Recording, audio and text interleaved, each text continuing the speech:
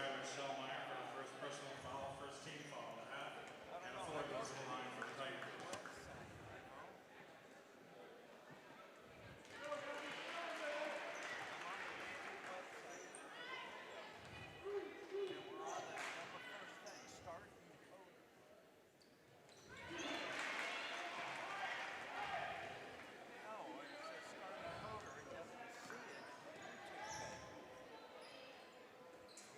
Chosen a maximum bit rate for this thread. So you gotta pick the bit rate. You gotta pick the bit. Okay, we have chosen a bit rate. Select one of the conventional settings for adjusted rate. So we go back to output.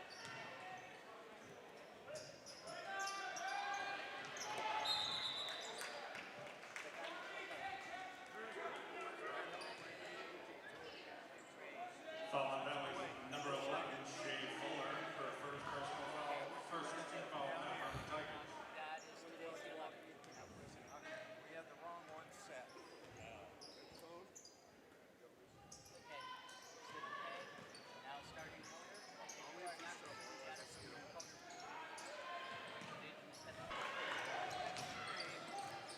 Three-point basket, number 13, Katie Heller.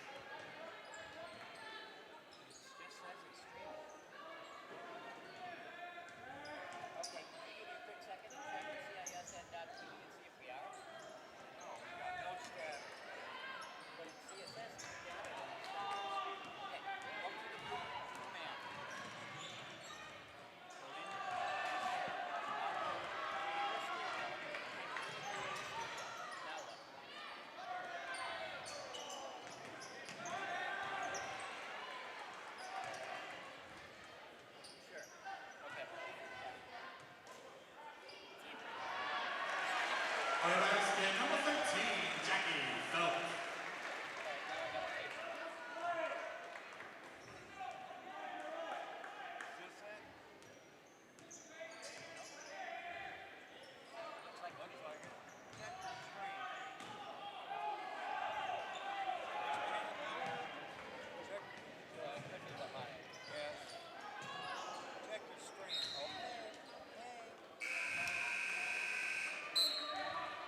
And for the Jayhawks, number 3, Dee Dee Pryor. All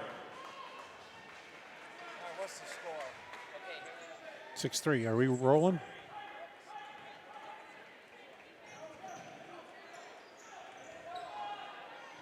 Are we on?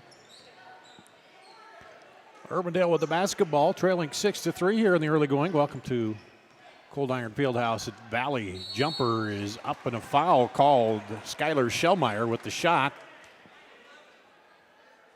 And that's going to go against Shea Fuller. Her second personal, second team foul on the Tigers. And a timeout call by Valley here. Catch you up. It's Valley up 6-3. Katie Heller with a three-point shot for Urbandale after they fell down 4-0 in the early going. And then 2-point, a couple buckets by one by Zoe Young, one by Jackie Felton, 2 free throws by Hannah Fuller. And that puts us at the 6-3 score right now. Valley, the Tigers coming in rated number 10 in the state, 3-1 after a close loss to Mason City the other night. And Urbandale into this one at 2-2. They won their last two, though, against Ottumwa and Des Moines Hoover. So trying to keep a little 2-game win streak going here. And going to the line, Skylar Shellmeyer for the Jayhawks. And she hits that one. She's shooting 50% early on here in the season from the free throw line. 2 of 4. Second one is up and good. We got a 1-point ball game, 6-5 Valley.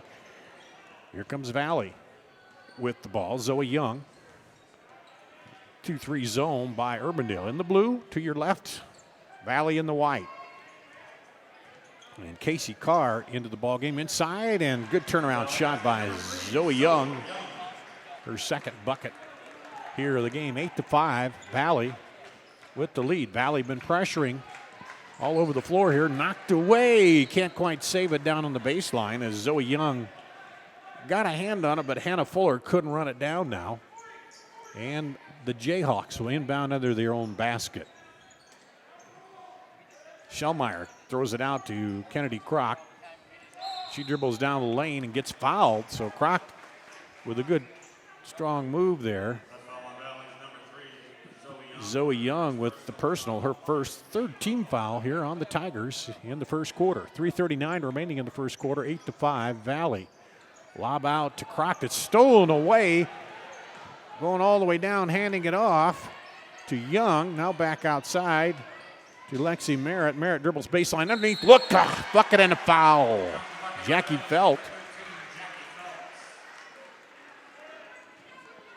And Brooke Dannenfeld, her first personal second team foul. Jackie Felt will get the bonus, and she hits it. And that puts it up to a 6-point lead, biggest lead of the ball game here in the early going for Valley. 3:24 to play. Pressure again into Kroc in the middle. She'll drive down, jumper at the free throw line off, no good. Rebound fought for in there and taken away by Valley. They're out on the run. Lob back up and good. What a athletic move by Zoe Young. Bending back to get that in. She's got 6 points, and now it's an 8-point lead here for Valley. Pressure again into Kroc in the middle. She looks to get it over to Dee Dee Pryor. Now slapped away, knocked away by Jackie Felt. Felt takes it up the other way. Stops, throws it in the middle, and she got fouled on the pass out. Dee Dee Pryor on the personal foul. Third team foul here. And we'll have Kelsey Hale and Mackenzie Ward coming into the ball game for Valley. They'll set up in the box on the free throw line. Shot is off, no good. And here comes Urbandale. Throw it across the right side. Heller now back up top to Dee Dee Pryor. Inside lob. Back up, and just tough with that defense in there. Down to Zoe Young, and she traveled with it.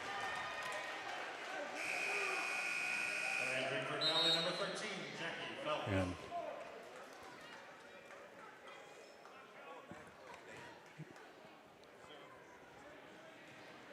Urbandale will inbound it and bring it up against the pressure again. 13-5 Valley, leading Urbandale. They get it across. Dee Dee Pryor now inside. Kick it outside for three. Good from the outside by Malia Cole. Makes it a 13-8 ball game with just under 2 minutes to play. Here comes Valley. Inside look to Jackie Felt. Kicks it back outside. Now to Felt at the free throw line. Back out there. Fuller trying to work it. They'll run it across the top against that zone by Urbandale. They come up, try to strip it, and then try from behind but pick up the foul. Skylar Shellmeyer caught the arm there. Her second personal. Fourth team foul. 1:35 to play here in the first quarter. Valley with the ball in white. Bounce pass inside. Dishes it out, and good baseline jumper by Mackenzie Ward. Pops it in there Off the nice pass out. 15-8 Valley. Here comes Urbandale. Had trouble breaking this pressure and pressing at the half court. Valley is putting all kinds of heat. Now down on the block. Turnaround. Kicks it back out and throws it away. That was Dee Pryor looking for somebody to go to. And just a good size advantage for Valley and pressure defense, giving Urbandale all kinds of trouble in the front court. They're dropping back and picking them up at the half line. Here comes Hannah Fuller, drives all the way in, a little hard off the glass, gets her own rebound, kicks it outside. Down the lane, underneath, going to get a 3-second call, I'd think, but she got out of there finally. Here comes Fuller, and she drives in and picks up the foul. And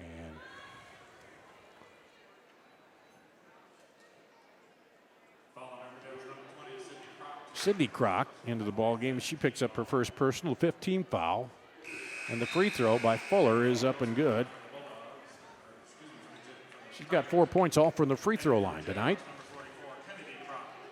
Fuller shooting 75% from the line in the early going of the season here.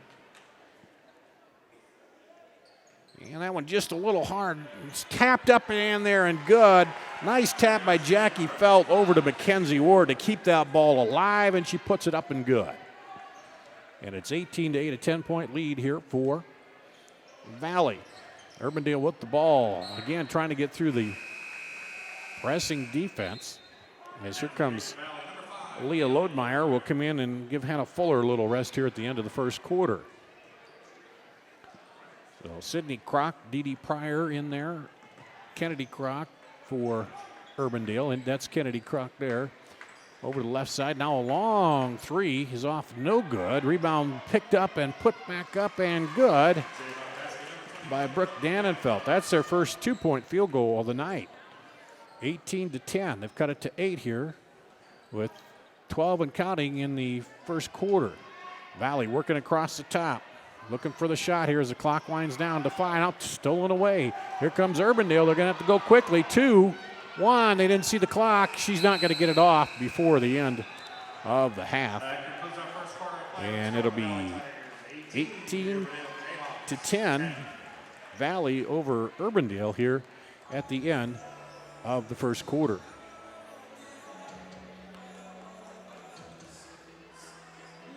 So the early scoring, Zoe Young with 6 points for Valley.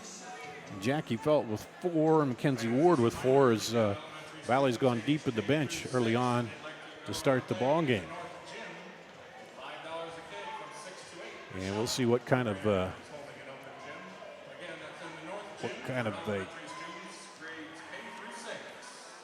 strategy Gary Birdwell can come up with here for Urbandale to try to break that pressure in the front court. Gary Birdwell, the coach for Urbandale. Joe Segrist, the coach for the Valley Tigers. He's assisted by Chris Larson, Kelly Moore, Rob Widdebrand. Gary Birdwell assisted by Bob Bagley and John Parrott here as we get ready for the start of the second quarter.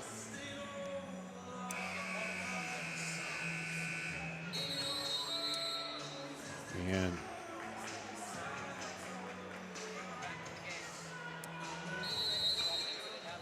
Valley will start with the ball to start this second quarter. Zoe Young is in there. Hannah Fuller's back in. Lexi Merritt, Shea Fuller. Looks like the starter's back in there, and Jackie Felt back in for Valley. Driving the lane, nice little one-hander by Jackie Felt. 7 points for her on the night, and they've moved it back up to a 10-point lead. We'll see if Urbandale made any adjustments here to try to break this pressure. It's been the problem for them. And finally, Dee Pryor gets it across, throws it into their Sydney Crock. Back out to Pryor. Trying to look around into Kennedy Crock. Down the lane. Running jumper is no good, and a blocking foul called underneath there. That's going to go against Fuller.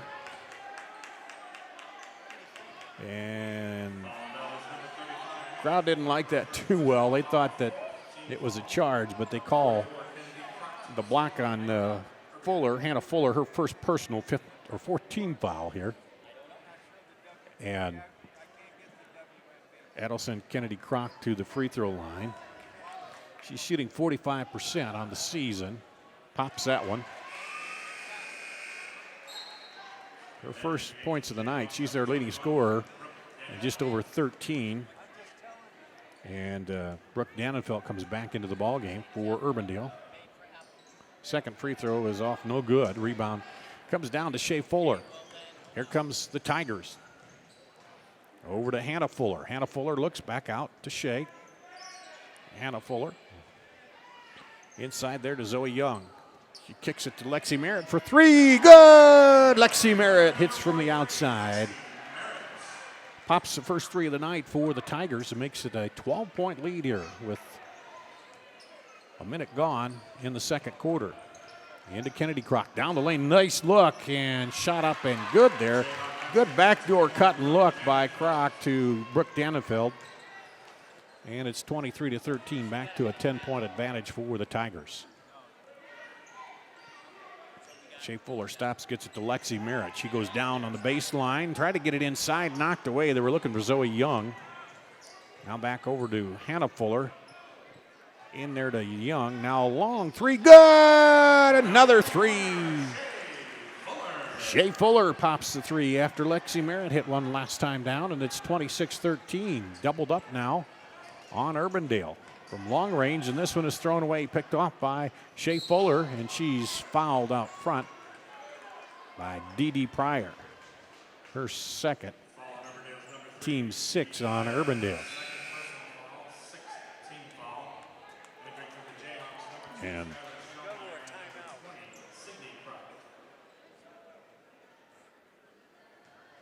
Valley will inbound in the front court here. Fuller to Fuller. Back around to Merritt. She dribbles with the left hand, looks inside. Nice look in there. Ball's off, though. Zoe Young couldn't get it to fall. Skylar Shellmeyer will dribble it up the far side under pressure. Looks like they're dropping back a little bit. Tries to save it, and then a foul is going to be called on Shea Fuller as she dove in there, and that's going to be her third personal. So she'll probably take a seat on the bench, I would imagine. She will. Casey Carr comes in for her as Shea Fuller picks up her third personal here early in the second quarter. 5:46 to play. Valley up 26-13. Here comes Urbandale. That's Sydney Crock with it, looking for Kennedy. Crock now looks for the post down low. Brooke Dannenfeld gets it to her. Nowhere to go with it. Back to Crock down the lane. Puts it up off the glass too hard. Rebound comes off to Jackie Felt. Felt will bring it across the half line. Get it to Zoe Young. Long three by Hannah Fuller. No good. Here comes Urbandale on the break the other way, but Valley has the numbers. They'll have to pull it up. Into Crock. Down the lane. Up and good. Kennedy Crock. Her first field goal tonight. She's got 3 points. And it's down to 11.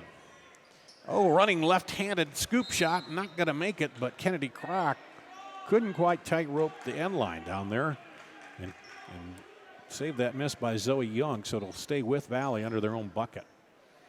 Urbandale running the 2-3 zone here. On the inbound, into Fuller. She drives in, stops, kicks it back outside. And there's a good look on the baseline again, and a foul called as Jackie Felt one up, but got fouled. That'll be on Kennedy Crock, her first personal, 17th foul. Will be in the bonus, but this is a shooting foul here with 4:55 to go. Send Jackie Felt to the free throw line. And hits it.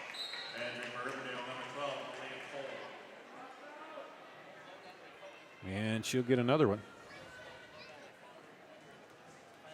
Jackie Felt shooting 73% from the line, and that one rattles down and goes. Almost jinxed her there with that. 9 points for her now, and it's back up to a 13-point lead for the Tigers with 5 minutes to play here in the first half. Timeout, Urbandale. And Gary Birdwell wants a timeout for Urbandale to talk this over. We'll take a break and be right back after this. Hi, Ron here, head coach of Westside Auto Pros. When your car's on the injured reserve, you want to get it back in the game as soon as possible. I know that. That's why you need to bring it here to Westside Auto Pros. I have a team of experts that can fix almost every automotive injury. Whether it's a fractured joint, a brake, or if your car just got its bell rung, no problem. We can even do a complete physical on your car to make sure it's game ready for the entire season. So bring your car to Westside Auto Pros and we'll get it back in the starting lineup in no time. Hey, you guys are dogging it back here. Let's move it, move it, move it. Here at Fireplace Superstore, we're building a new building because we wanted to add a little bit of room. Well, maybe more than just a little room. Mother Nature may have delayed our construction, but she hasn't delayed the sale. We're still making deals. So now's the time to beat the rush and come in to get the best deals on Central Iowa's largest selection of Heat and Glow fireplaces and gas inserts. Stop in today and see our fire experts. We'll find the Heat and Glow fireplace that's the best for your family at the best prices of the season. Heat and Glow, nobody builds a better fire. At Valley High School, Dar Danielson with you on CISN.TV. 28-15, Valley leading the Urbandale Jayhawks here in the first of a boy-girl doubleheader. Pressure all night long has been a problem for the Jayhawks. They get it in. Skylar Shellmeyer dribbles up, guarded by Jackie Felt. This time, Old Valley dropping back into man-to-man pressure. They've been zone pressuring at the half line all night, and there's good defensive play there. Quickly the other way, up and good as they go coast to coast. Jackie Felt, 11 points for her now on the night. And it's a 13 lead for Valley. Good look underneath, but blocked. A good recovery on defense, and she throws it up the floor the other way. Casey Carr gets it to Zoe Young. She pulls up and shoots the jumper. And boy, it looked like Urbandale had the open shot down there on the baseline, but just a great defensive play by Carr. She saved it and threw it up the floor and a pull-up jumper, and now it's up to a 17-point lead here. Down the right side to Brooke Dannenfeld. She's their second leading scorer, but has only had 2 buckets here so far tonight. Out to Skylar Shellmeyer over on the far side with it to Katie Heller. Now down to Brooke Dannenfeld. Back over to Malia Cole. She'll shoot a long 3, rattles down and out. Croc rebounds, saves it out to a teammate. Dannenfeld, she kicks it outside. Long 3 is off short, and the rebound comes off to Valley. That's Jackie Felt.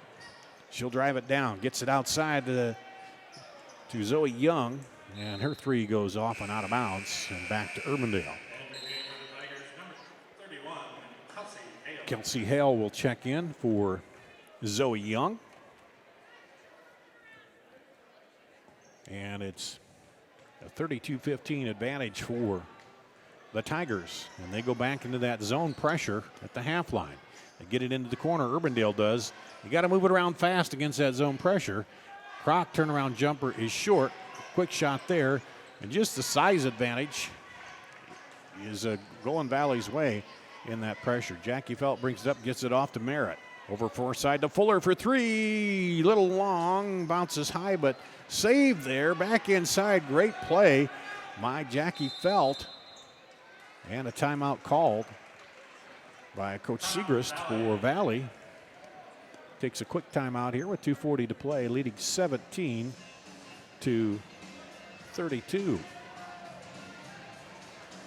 And we'll take a quick break and be back right after this.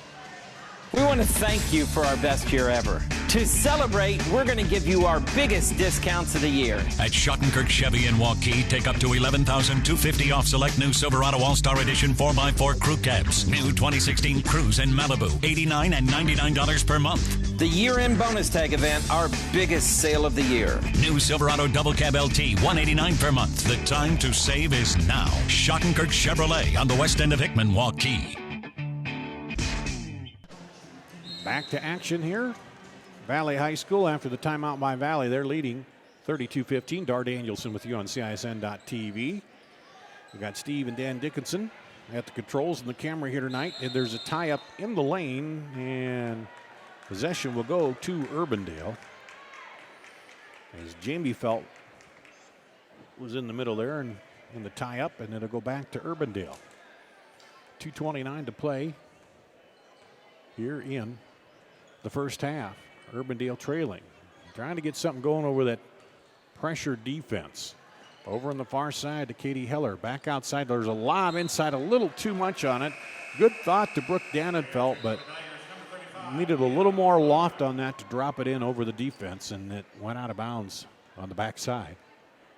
And it'll come back to the Tigers. Here comes Leah Lodemeyer. Kelsey Hale inside to Fuller. Shot is up. Rebound shot. Nope, it's going to be stolen away. Here comes Urbandale the other way. All the way down. Dee Pryor puts it up and gets fouled, and the bucket won't go, but she'll go to the free throw line. Dee Pryor. Jamie Felt picks up her first personal and the 16th foul here on the Tigers. Dee Pryor to the line to shoot 2. She has not scored yet here tonight. And pops that one through. Pryor just 2 of 8, 25% free throws coming into this.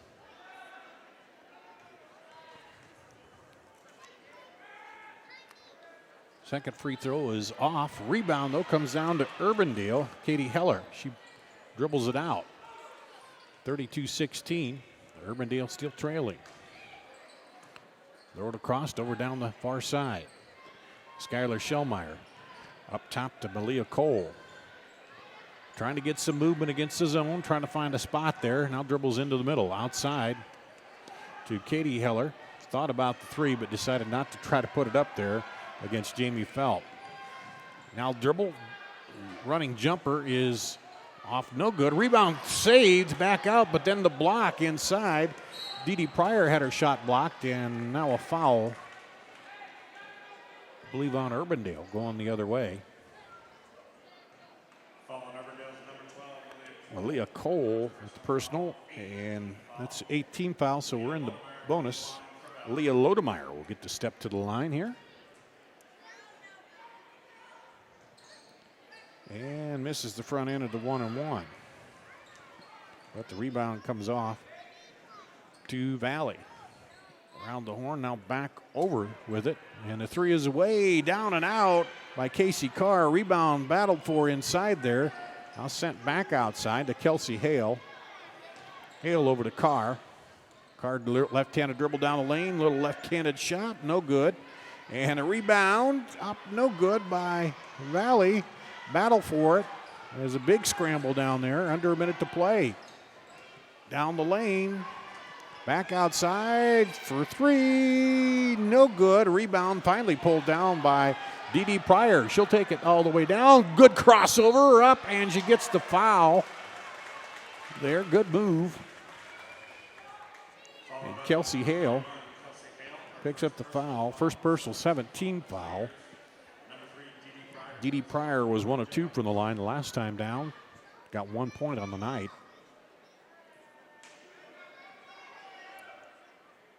And the first one, high bounce and goes down for her. And Sydney Kroc will replace Skylar Shellmeyer for the Jayhawks. They're in blue on the screen. And it's Dee Pryor at the line. A freshman. Hit, misses it, and the rebound comes right down to Jamie Felt. Here come the Tigers. Kelsey Hale. 21 seconds. Throws it outside to Carr, back around the top.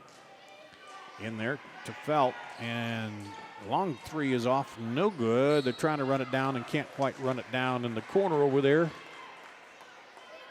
Good effort by Leah Lodemeyer, but she ran out of room there with 11.5 seconds to play. Here comes Urbandale, trailing by 15. Trying to get a shot off here at the end of the first half. Pryor dribbles right. Bounce passes inside a little hard, and that's going to run out the clock. 32-17. Valley leads Urbandale here at the half. We'll take a break, and then we'll come back and we'll run down some of the first half scoring for you here. And the halftime right now, it's 32-17 Valley.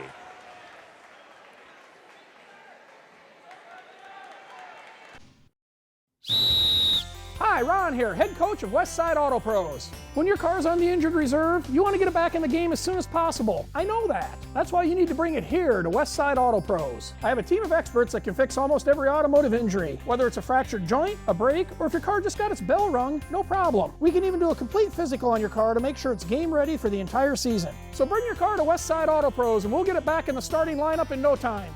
Hey, you guys are dogging it back here. Let's move it, move it, move it. Here at Fireplace Superstore, we're building a new building because we wanted to add a little bit of room.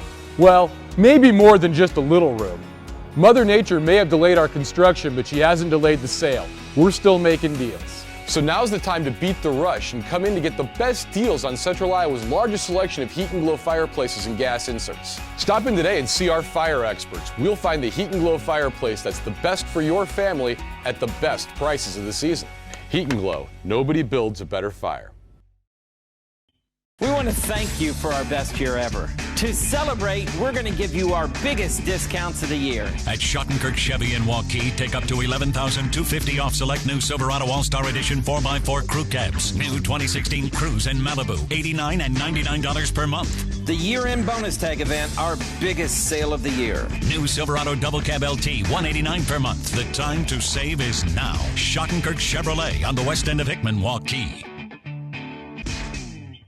We want to thank Hi, Ron here, head coach of Westside Auto Pros. When your car's on the injured reserve, you want to get it back in the game as soon as possible. I know that. That's why you need to bring it here to Westside Auto Pros. I have a team of experts that can fix almost every automotive injury. Whether it's a fractured joint, a brake, or if your car just got its bell rung, no problem. We can even do a complete physical on your car to make sure it's game ready for the entire season. So bring your car to Westside Auto Pros and we'll get it back in the starting lineup in no time.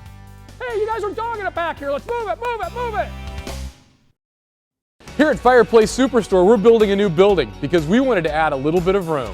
Well, maybe more than just a little room.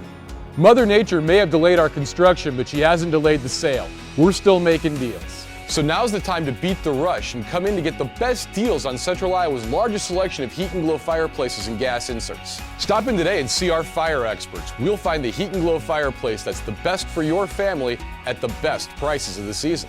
Heat and Glow, nobody builds a better fire.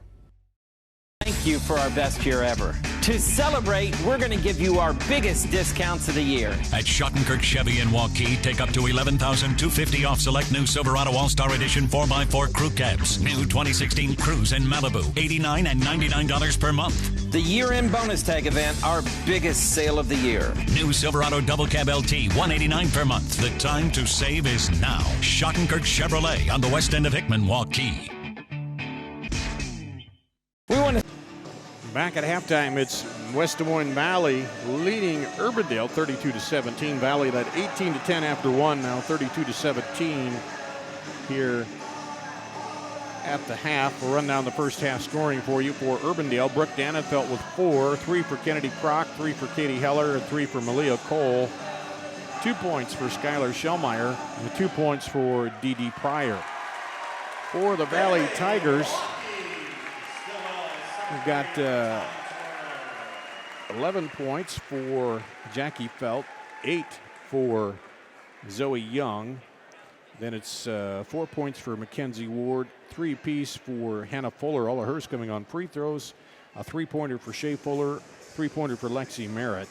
And that rounds out the scoring here for Valley in the first half. So Valley leading in the ballgame 32-17. You look at the foul situation. Shea Fuller picked up 3 in the first half. No other Tiger with more than 1 personal foul. For Urbandale, Skylar Schellmeyer with 2, Dee Pryor with 2, and that's the way it goes for Urbandale here in the first half. So at halftime, it's Valley leading 32-17. They outscored Urbandale 18-10 in the first quarter, then outscored them by 14-7 in the second quarter, and it stands here at 32-17. The 10th rated Valley Tigers leading the Urbandale Jayhawks. Valley coming in at 3-1, Urbandale at 2-2 on the season. So we'll take another break here. We'll be back with more of halftime and then the start of the second half coming up right after this. Hi, Ron here, head coach of Westside Auto Pros. When your car's on the injured reserve, you want to get it back in the game as soon as possible. I know that. That's why you need to bring it here to Westside Auto Pros. I have a team of experts that can fix almost every automotive injury. Whether it's a fractured joint, a brake, or if your car just got its bell rung, no problem. We can even do a complete physical on your car to make sure it's game ready for the entire season. So bring your car to Westside Auto Pros and we'll get it back in the starting lineup in no time. Hey, you guys are dogging it back here. Let's move it, move it, move it.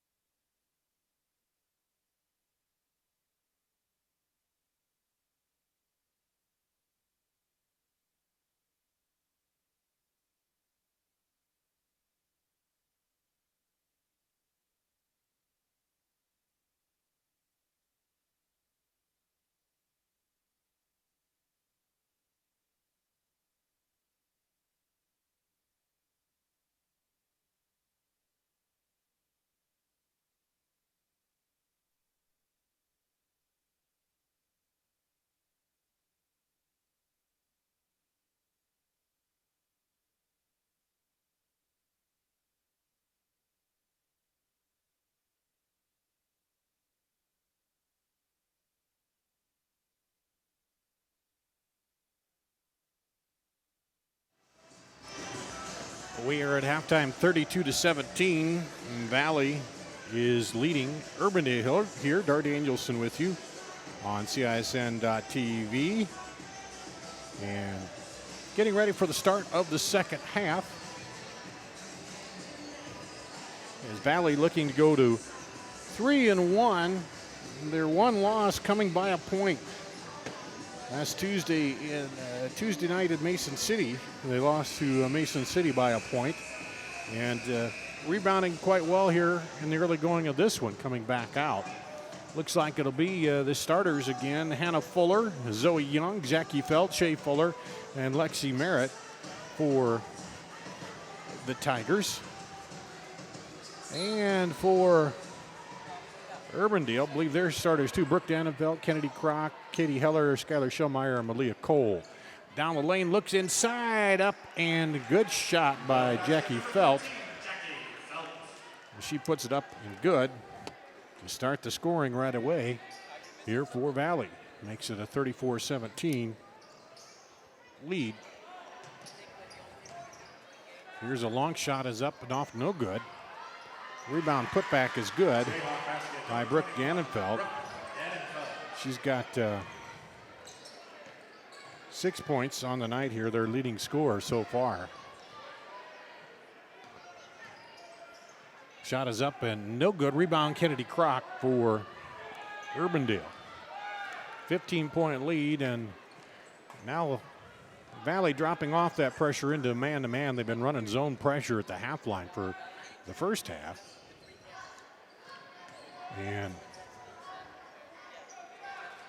now here's Kroc, takes it down the lane, kicks it outside for three. No good. The miss by Malia Cole for Urbandale. Here come the Tigers again.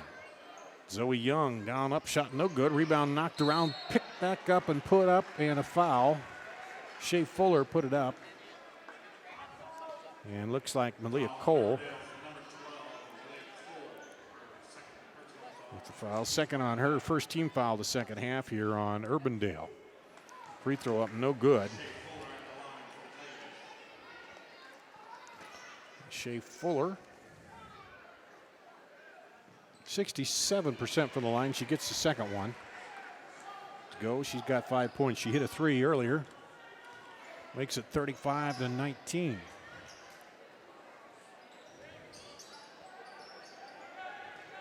And into Kroc down the lane, running one-hander, no good. She gets her own rebound, puts it back up, no good. And battle for, and it's going to stay with Urbandale. So Kennedy Kroc a couple shots at it there, but unable to get it to go. But Urbandale gets it back. Triggered inbound by Malia Cole. Up top to Katie Heller. Over to Cole for three. Malia Cole. It's a three, her second of the night. Cuts it to a 13-point lead. Another three the other way out, in and out by Shea Fuller. Rebound is pulled down by Katie Heller. Well, we'll see what Urbandale can do. They get a little run going here. Outside with it is Cole, and stripped away.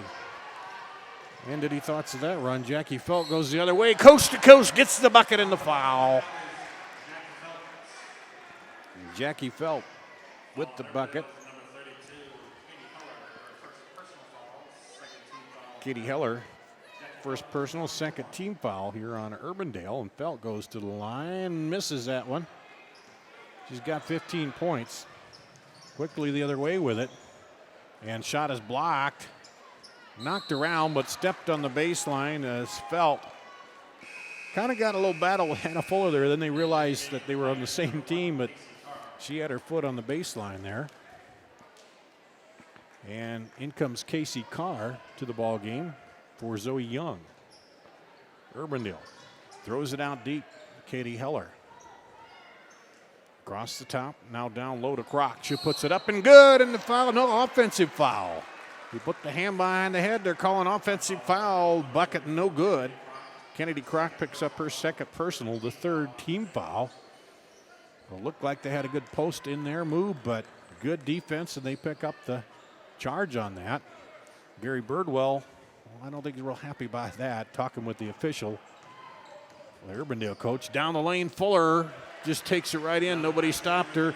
That's her first field goal of the night. She had 3 points on free throws, and now she's got 5. It's a 39-22 ball game. Into Kroc. Long three is off long, and the rebound goes out of bounds. Up the miss by Malia Cole. Probably a couple of feet too deep on that one. Here comes Valley. And Fuller gets in there, finally dishes it off. Back outside. And they split that zone. Hannah Fuller gets another bucket. She's got 7 now. 2 field goals here in the third quarter. 4:44 to play in the third. And the lead's up to 19. Left side now down on the block to Kroc. Turn around, jumper's no good. Rebound, fought for. Kick back outside. Jumper off, no good by Heller. And the rebound comes off to Jackie Felt. She'll take it down herself. Inside now, kicks it out to Fuller. No good. Knocked around out of bounds. Into the student section on the end there. Zoe Young will come in and replace Shea Fuller. We'll have Sydney Kroc and Dee Dee Pryor into the ball game, replacing Skylar Shellmeyer and Malia Cole for the Jayhawks. They're in the blue uniforms. Valley in the home whites. Looking for the pass, lobs it out deep to Lexi Merritt. She'll put up the 3. Good! Lexi Merritt. Her second 3 of the ball game. 6 points for her. Right about her average, which is 6.5. 44-22. Valley. Now pressure again and knocked away by Zoe Young. Young looks ahead, finds Felt. She'll take it in and get called for the double dribble. So Sydney Kroc was back there on defense and disturbed her just enough to cause her to get the turnover. Here comes Mackenzie Ward into the ball game for Jackie Felt. Felt sits down with 15 points. Here, her average is 9.5, so a little above that. Into Kennedy Kroc down the lane. Runner is good, and the foul. Walking foul called, so Kennedy Kroc will get to go to the free throw line.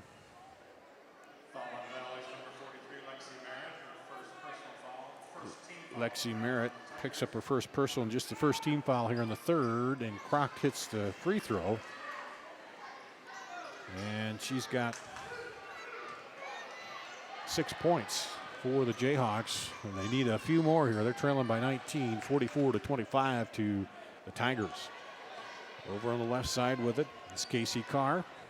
Now back into the Miller to Fuller. She drives, fakes. Kroc right behind her, so just had to come around, and then they kind of stripped her on the double team. Here comes Pryor down the baseline to Kroc. She has a wild running shot and can't hit that.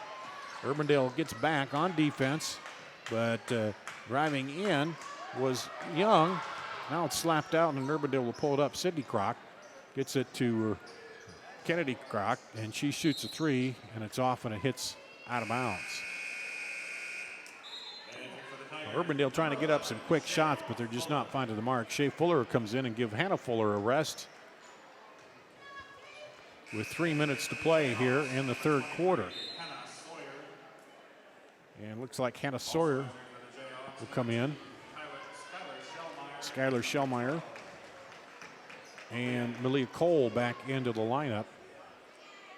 Kennedy Kroc will sit down, as will Sydney Kroc.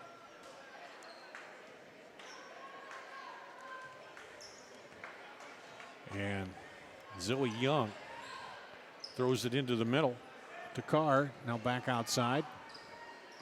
Shea Fuller gets it up to Zoe Young at the top of the key. Inside to Carr. She makes the move and draws the foul. That's going to go against Hannah Sawyer. First personal 14 foul here on Urbandale. 2:44 to play in the third quarter. 44-25 the score.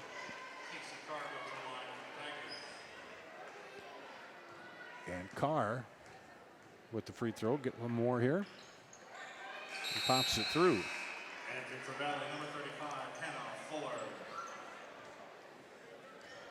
So Casey Carr pops the free throw. She's shooting 70% from the free throw line in the early going of the season here. Here comes Urbandale, trailing now at 21. Just trying to get something going, and they throw it away. Here comes Zoe Young, drives the lane, Running jumper, no good. Rebound fought for underneath. Back to Young, puts it up and gets the little roll off the front of the rim. Zoe Young, her first 2 points here the second half, had 8 in the first half and now has 10 total.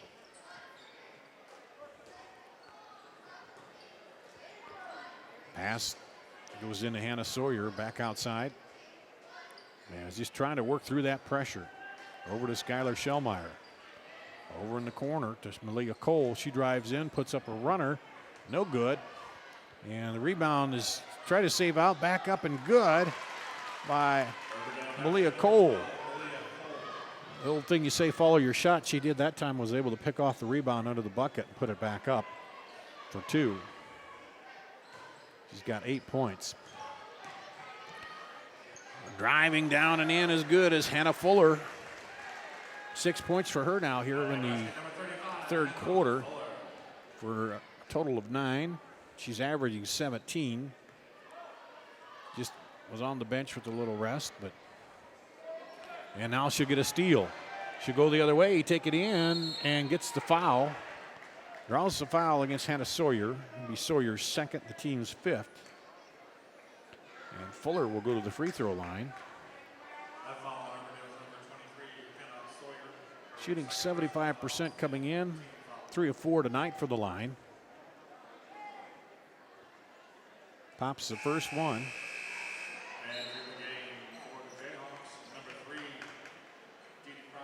And she'll get another one.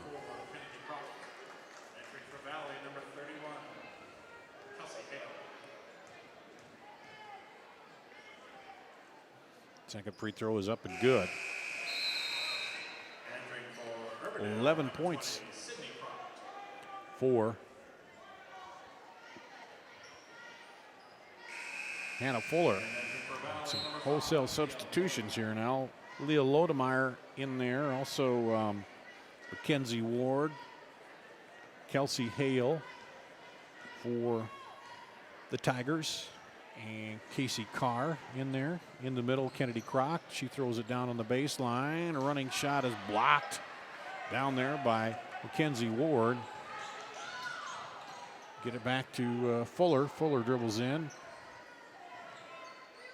Now on the outside, Leah Lodemeyer. Over to Fuller. She's trying to get it inside, does to Carr. Carr kicks it back outside for 3. Oh, down the hole and out. And the rebound is picked up and then a foul on the push. That's going to go against Casey Carr. Just a second team foul here in the third quarter. Jamie Felt will come in to replace Hannah Fuller for the Tigers. And under a minute to play here in the third, 52-27. Urbandale trailing Valley. Kennedy Crock, top of the key, goes down the lane, puts it up too hard. Fight for the rebound. Loose ball picked up by Urbandale. Outside, running jumper, no good. Rebound pulled down by Mackenzie Ward, off the miss by Dee Dee Pryor. Quickly the other way, up and good. Casey Carr gets her first field goal tonight. Has 2 free throws for 4 points. 27-point lead now for the Tigers. Crock down the lane, and offensive foul is called on Kennedy Crock. That's the second offensive foul called on her tonight. And 6-team foul on the Jayhawks with 3.4 seconds to play here. They'll get it up quickly, see if they get a shot off, and I think they'll get a foul right at the buzzer, so the Cardinals in there. Malia Cole hacked her on the arm, I believe.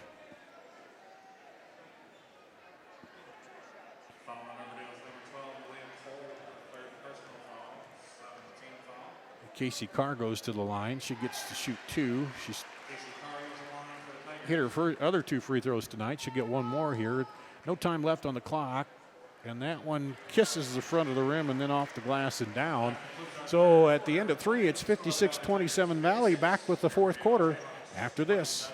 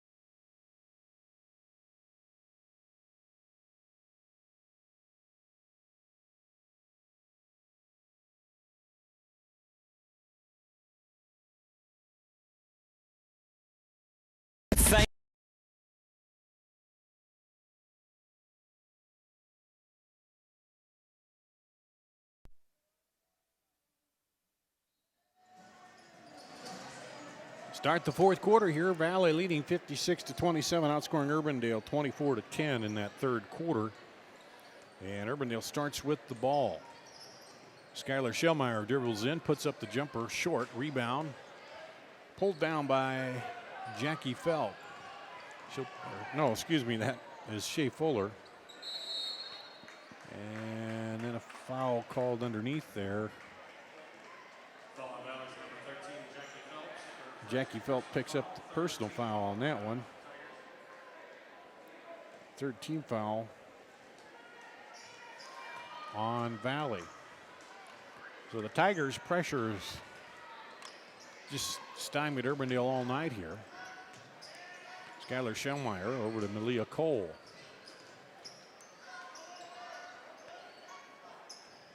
Again, long shot is up and no good by Skylar Shellmeyer. And here comes Zoe Young the other way. Pulls up, dishes it underneath. Shot is short. Rebound, Lexi Merritt. Back up to Zoe Young. On the wing, down the baseline for Fuller. Hannah Fuller, no good. Merritt pulls down the rebound. It goes out of bounds. It'll stay with Valley in the far corner.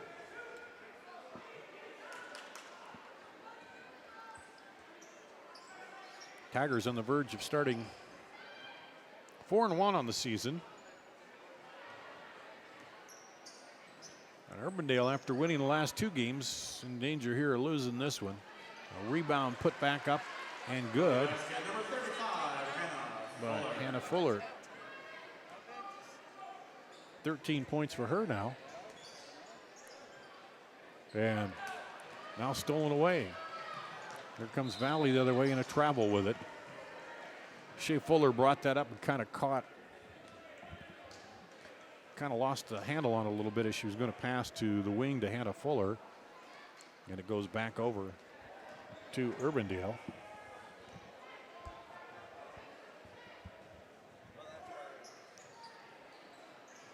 And Dee Dee Pryor up top to Brooke Dannenfeld. Dribbling in. And a wild shot by Malia Cole. And here comes Zoe Young down the lane, dishes off to Fuller, up and good. Hannah Fuller. She's got 10 points now here in the second half to give her 13 overall. Averages 17. And Urbandale calls a timeout. Let's take a break. We'll be back right after this.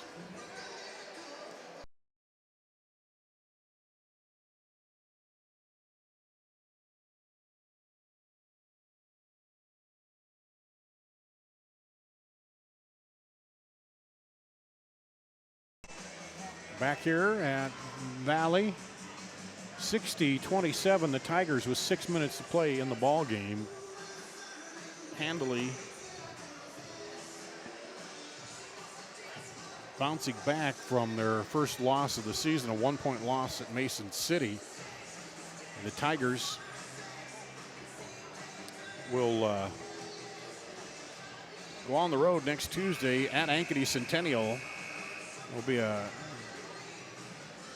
tough ball game for them going back on the road against Ankeny Centennial, but they bounced back here tonight from that first loss of the season and a close loss, and come out, played some good pressure defense and really forced the issue here with Urbandale.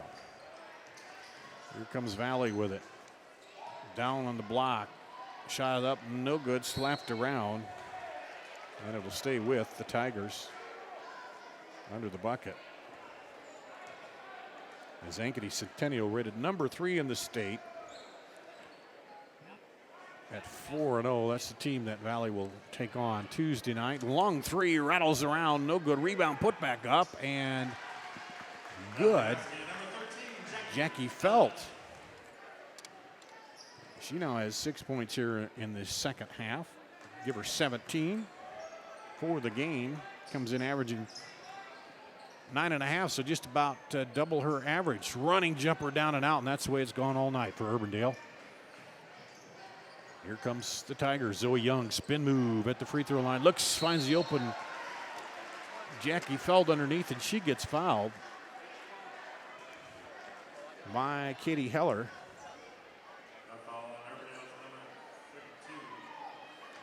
Eighth team foul on Urbandale. Free throw good. Entering for the Jayhawks, number 20, Sydney Crock. Entering for the Tigers, number 5. So that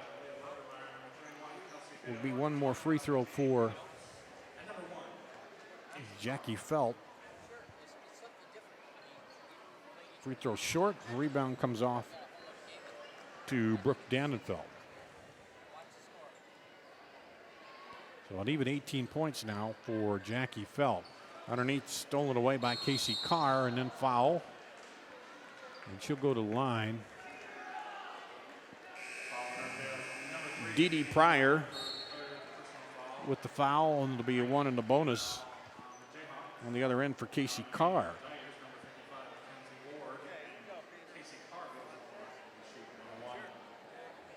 Casey Carr to the free throw line. Pops that right through. She's 5 for 5 from the line tonight. Came in shooting 70%, 7 for 10, so that average is going to go up a little bit. Yeah, especially if she pops this one through. Oh, jinxed her there. Comes down to Urbandale. Crock drives and off balance shot. And now Crock comes back and picks up the foul. That foul on Urbandale's number 44, Kennedy Crock.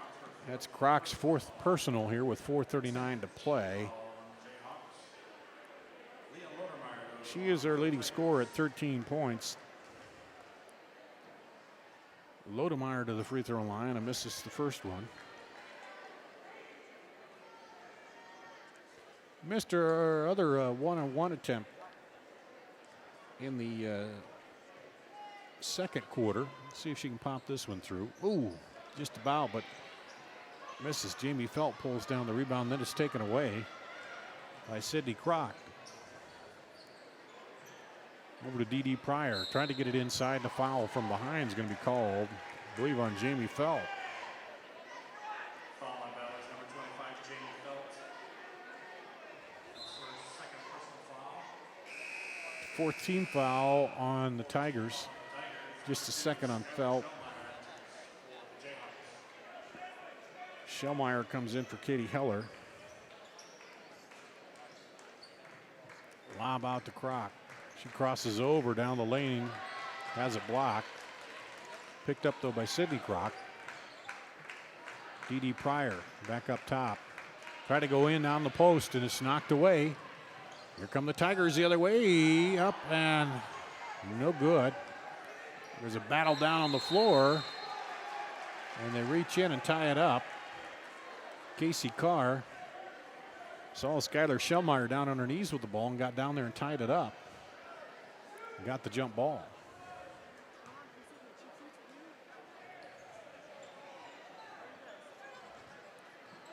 Here come the Tigers. Casey Carr. Leah Lodemeyer. Now back outside, Kelsey Hale. Has it off to Lodemeyer. Long threes. The three is long. Over the basket. Here come the other way. Underneath the bucket and blocked. Good defensive recovery by Jamie Felt. Kept running the floor. Looked to be an open shot, but blocked away. Here comes Elena Meeks and Callie Roush for the Tigers. Continuous clock running, 64-27 here. Oh, bad bounce for Jamie Felt. Oh, man. I don't know about that. It went right off her foot, but they'll give it back to Valley. I missed that there, but I thought it went off the Valley Tiger foot, but maybe it didn't. Maybe it went off Urbandale's foot. Did it go off Urbandale, Dan?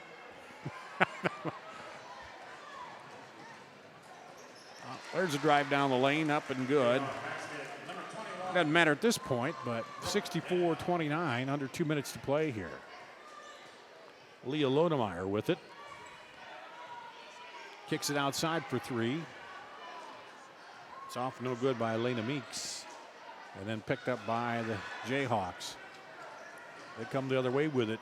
Scoop move is nice little scoop down the lane by Dee Dee Pryor. Her first field goal, she gets 4 points. And a timeout. We're going to see wholesale substitutions here. Molly Barclay, Jade Van Tornout, Caitlin Betts, and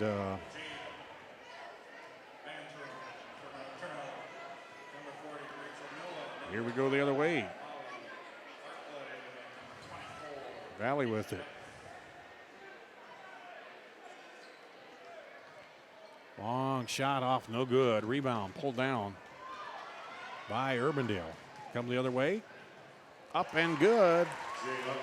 Caitlin Betts. 64-33, under a minute to play. And ball goes out of bounds to Urbandale. Jade Van Turnout throws it in to Molly Barclay. Urbandale in the blue, Valley in the white, thrown away. Here we go back the other way. Valley ripped down by Turnout. And Turnout pulls down the rebound, and here comes Urbandale again.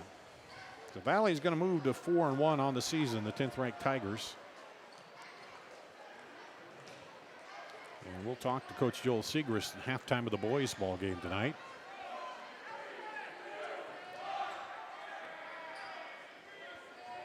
Urbandale drive up and good. Kat Mueller puts it up, and that should about do it. And that is the final, 64-35. Stick around for the boys varsity basketball game. Coming up next. As that's your final score. We'll take a break here and check out the scoring for you.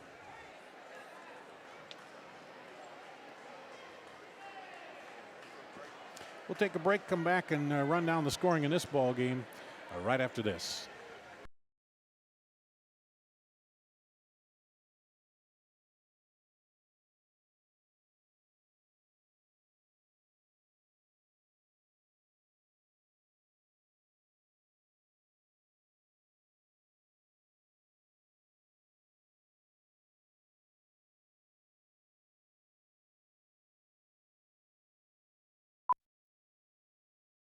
Here's to everyone who believes in competition and good sportsmanship, who knows it's not about the trophies or the medals, but rather the lessons learned.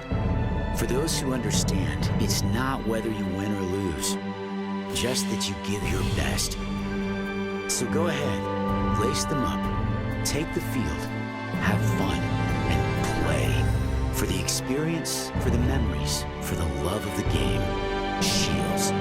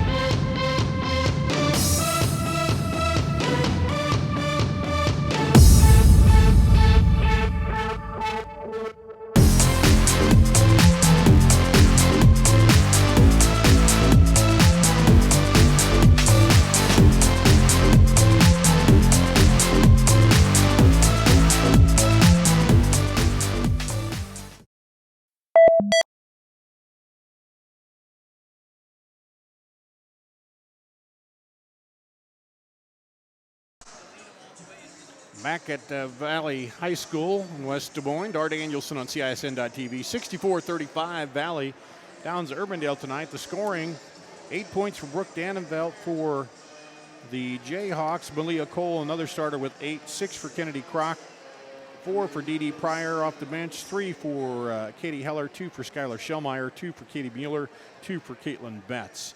For the Tigers, Jackie Felt, leading scorer tonight for the Tigers and the ball game. 18 points for her with, let's see, what was it? 7 of those coming in the second half. 15 for Hannah Fuller, 10 for Zoe Young, 7 for Casey Carr, 6 for Lexi Merritt, and 4 for Mackenzie Ward. And of course, a lot of substitution for Valley. There were head there and continuous clocks. The starters, well, good 3 players in double figures there. Valley led 18-10 after 1, 32-17 at the half. Built it to 56-27 after 3 in the final, 64-35. It was an even 8 up for each team. Each scored 8 points in the fourth quarter there, but not enough for Urbandale as they fall to Valley here tonight. The final, 64-35. The boys are out warming up. We'll have the boys game, the second half of our doubleheader, coming up in just a little bit here on CISN.TV.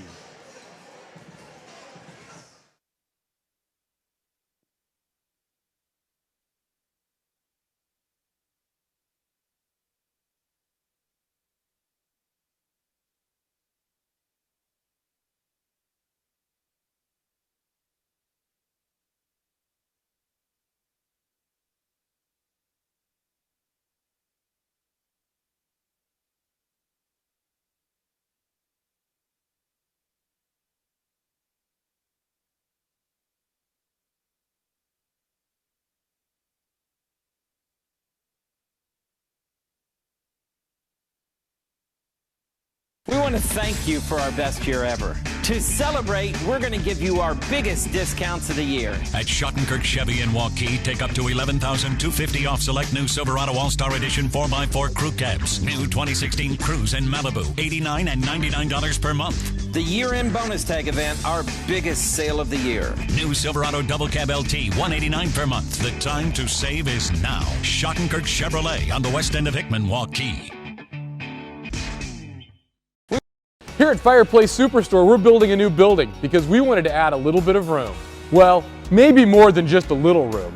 Mother Nature may have delayed our construction, but she hasn't delayed the sale. We're still making deals. So now's the time to beat the rush and come in to get the best deals on Central Iowa's largest selection of Heat and Glow fireplaces and gas inserts. Stop in today and see our fire experts. We'll find the Heat and Glow fireplace that's the best for your family at the best prices of the season. Heat and Glow, nobody builds a better fire. Hi, Ron here, head coach of Westside Auto Pros. When your car's on the injured reserve, you want to get it back in the game as soon as possible. I know that. That's why you need to bring it here to Westside Auto Pros. I have a team of experts that can fix almost every automotive injury. Whether it's a fractured joint, a brake, or if your car just got its bell rung, no problem. We can even do a complete physical on your car to make sure it's game ready for the entire season. So bring your car to Westside Auto Pros and we'll get it back in the starting lineup in no time. Hey, you guys are dogging it back here. Let's move it, move it, move it.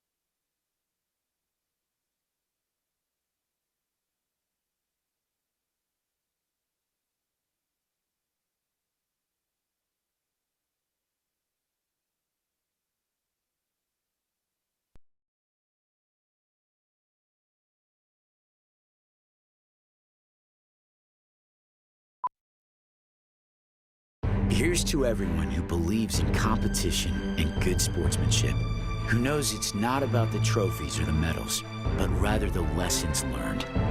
For those who understand, it's not whether you win or lose, just that you give your best. So go ahead, lace them up, take the field, have fun, and play. For the experience, for the memories, for the love of the game, Shields.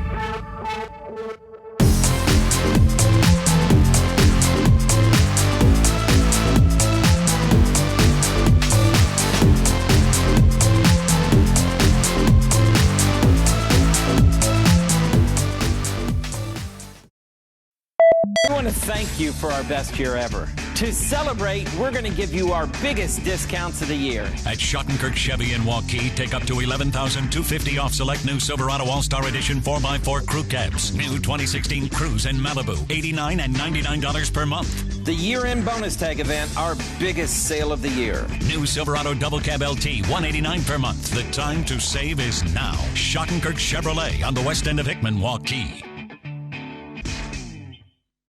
Here at Fireplace Superstore, we're building a new building because we wanted to add a little bit of room. Well, maybe more than just a little room. Mother Nature may have delayed our construction, but she hasn't delayed the sale. We're still making deals. So now's the time to beat the rush and come in to get the best deals on Central Iowa's largest selection of heat and glow fireplaces and gas inserts. Stop in today and see our fire experts. We'll find the heat and glow fireplace that's the best for your family at the best prices of the season. Heat and Glow, nobody builds a better fire.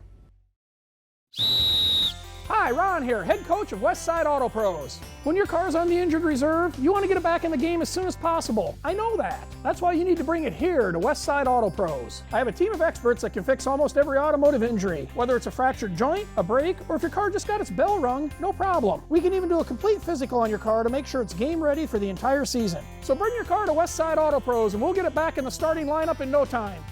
Hey, you guys are dogging it back here. Let's move it, move it, move it. Dar Danielson here back at Valley High School getting ready for the boys.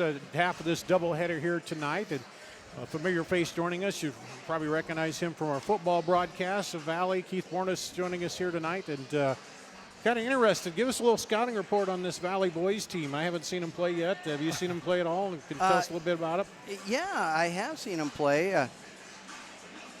First game I saw him at home, they actually were a little bit rusty. You know, you can play all these open gyms and whatnot throughout the summer. Yeah. It's just not the same. The tempo is different. The feel is different. Everybody's got more of a purpose now. And so they were a little rusty early on, but they really looked good against Roosevelt last Friday. Played very well against Mason City. Mm-hmm. Offensively, they seem to be able to drive the ball when they need to. Turner Scott, my goodness, he can put together some things. He's quick on the floor, isn't he? He is. He's very quick. And there's I noticed several names I see as looking down the lineup, football players that play basketball too. So a lot of guys that do both sports, and that's good. One guy I'm interested in is Chancellor House there for Urbandale. He's that 6'6" guy who played in the football, and he's like 300 plus, isn't he? Yes. It's going to be interesting to see how he does on the basketball floor. Well, here tonight. you know, there's two guys from Urbandale that are going to be very interesting to watch for Valley fans, and of course for Urbandale fans too. Mr. House is that. He's a house. He's a house. He can move, and he moves so well. The other person is going to be Kyle Hart. Kyle Hart is a very good shooter for him, and he used to come. He was at Valley, and so the Valley seniors and Kyle Hart, they all know each other very well. They played together through elementary and junior high. And so it'll be a very interesting homecoming for Kyle. Yeah, and I know they're kind of finding their way with a new coach, but they've started out well after, Coach Bjorkgren left after like 30-some years and went to Simpson? Yes. Yeah. And, so starting out with a new coach and new ideas sometimes takes you a little bit to get used to, but so far it's worked because they're undefeated to start the season. Well, yes. A lot of times we get caught up so much in X's and O's of things. But when you have a unit that is just gelled together so well, offensively speaking, and I'm not a great basketball guru by any means, not that I'm a guru of anything, but I do know that teams that have played well together, they've been together, whatever offense or defense you throw in on them, they're going to adjust very well to, and they're athletes. And once you get, as you say, you get that preseason stuff, and then you get into the games, and it start seeing it in that system, and it does, as you say, kind of gel, and you kind of you get that team bonding, and you know who's going to do what and be where, and it's kind of, that's the fun part of sports is every year in high school you have kids graduating and leaving, and you're filling in and just figuring out how you can fill in those spots. Yeah, and both Valley and Urbandale have done such a great job of filling in spots that they needed to, and it's fun because you see him in football, you watch him in other sports throughout the entire year, but now both teams in their own right had very good seasons in the fall. Yeah. And now that they're coming into the winter sports and are putting together great starts, it's going to be a great game to watch. But it's almost like there's new rivalries beginning because with all the open gyms, with all these different leagues that kids can play in and get together, kids from Urbandale and West Des Moines, they've been traveling together. All together, yeah.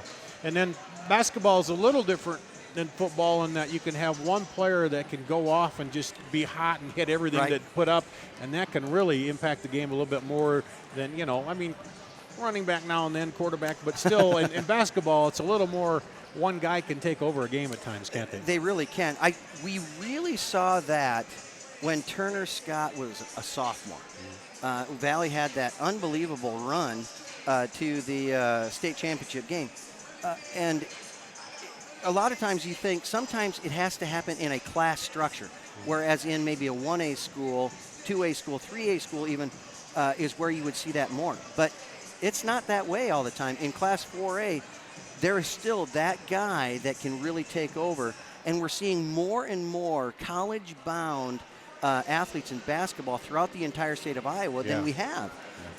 Iowa City West certainly looks like that as they have those guys over there.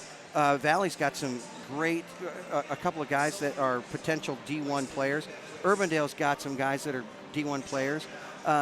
Ames, there's players all over the state. So Central Iowa's going to be a lot of fun. It's the same thing we talk about in football. In this conference, you don't get many nights off, and it's the same in basketball because all these teams have so many athletes, and you talked about it too. They're all playing year-round and doing that, and so there aren't many nights when you're playing in the Metro League where you can just say, oh, this is a breather, are there? There is never a night off.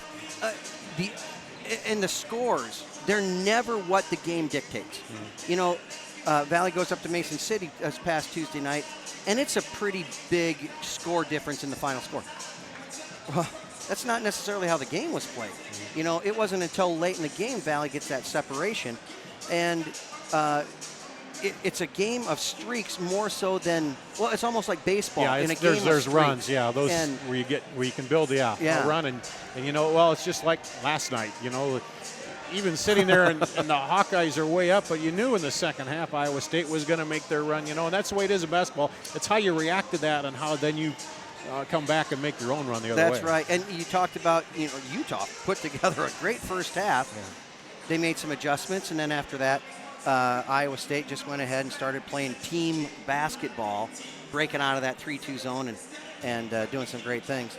But, when we watch the guys tonight, and you pan out and you see just the athleticism that's on this floor, it's going to be pretty exciting basketball. quickly, what are you doing here over the winter? What do you got going? Well, football season's over, and so the next sport right around the corner is track. Yeah. So I'm just finishing up now with junior high wrestling over at Indian Hills, and then the track season for me is going to start right around mid-February. Very excited about that. Our girls and boys track program have some very nice athletes coming back, and we're excited about it. And right now, if the camera didn't pick him up during the girls' game tonight, our youngest son, our son Ben, he's everywhere. And so he's 18 months, and my wife and I are just chasing him all over the place.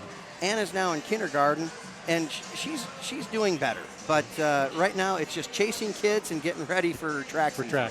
Let's hope some of this good weather we had holds over to the spring for track. That That'd would be nice, wonderful, yes. Keith Warnes, thanks for joining us here for a little bit, and look forward to seeing you down the road. Perfect. Thanks so much, Dart. Great to see you. We'll take a break. We'll be back, and we'll have starting lineups and get ready for the boys' game here coming up right after this. We want to thank you for our best year ever. To celebrate, we're going to give you our biggest discounts of the year. At Schottenkirk Chevy in Waukee, take up to $11,250 off select new Silverado All-Star Edition 4x4 crew cabs. New 2016 Cruise in Malibu, $89 and $99 per month. The year-end bonus tag event, our biggest sale of the year. New Silverado Double Cab LT, $189 per month. The time to save is now. Schottenkirk Chevrolet on the west end of Hickman, Waukee. Here at Fireplace Superstore, we're building a new building because we wanted to add a little bit of room. Well, maybe more than just a little room. Mother Nature may have delayed our construction, but she hasn't delayed the sale. We're still making deals. So now's the time to beat the rush and come in to get the best deals on Central Iowa's largest selection of heat and glow fireplaces and gas inserts. Stop in today and see our fire experts. We'll find the heat and glow fireplace that's the best for your family at the best prices of the season. Heat and Glow, nobody builds a better fire. Hi, Ron here, head coach of Westside Auto Pros. When your car's on the injured reserve, you want to get it back in the game as soon as possible. I know that. That's why you need to bring it here to Westside Auto Pros. I have a team of experts that can fix almost every automotive injury. Whether it's a fractured joint, a brake, or if your car just got its bell rung, no problem. We can even do a complete physical on your car to make sure it's game ready for the entire season. So bring your car to Westside Auto Pros and we'll get it back in the starting lineup in no time. Hey, you guys are dogging it back here. Let's move it, move it, move it. Welcome back to Valley High School. Getting ready for the tip-off of the boys' game tonight. Valley taking on Urbandale here at the Cold Iron Fieldhouse at Valley. Dar Danielson with you on CISN.TV. Urbandale comes in at 3-0 under new coach John Schmitz. They won over Dallas Center Grimes 67-50, beat Ottumwa 61-53, and then went over to Southeast Polk and beat Southeast Polk rather at home 78-71. Valley, they're off to a 2-0 start here with a 60-42 win over Roosevelt and an 84-64 win over Mason City. And we're about ready for the starting lineups here tonight. And we'll go with Urbandale first. They'll be in the home blue uniforms here tonight. Tavian Gardner, number 3, is one of the starters, a 5'9" junior. Also, Cade Fredrickson, he's a 5'9" junior. Cameron Rice, a 5'11" senior. Chancellor House, he's a 6'6" senior. And Jared Edwards, who is a 6-foot senior here for Urbandale. They'll be in their blue uniforms here tonight. Number 4, senior Pete Economos. And looks like a changer. Looks like Trevor Miller out there will be starting here. A little different from what they had in the book. Pete Economos, the 6-foot senior for Valley.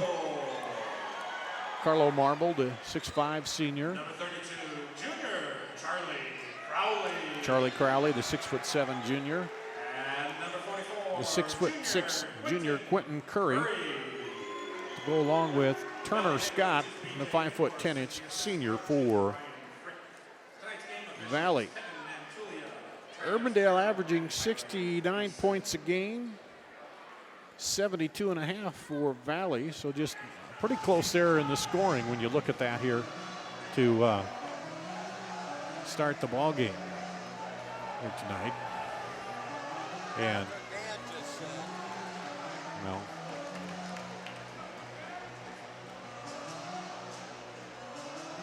just about ready to get this game underway.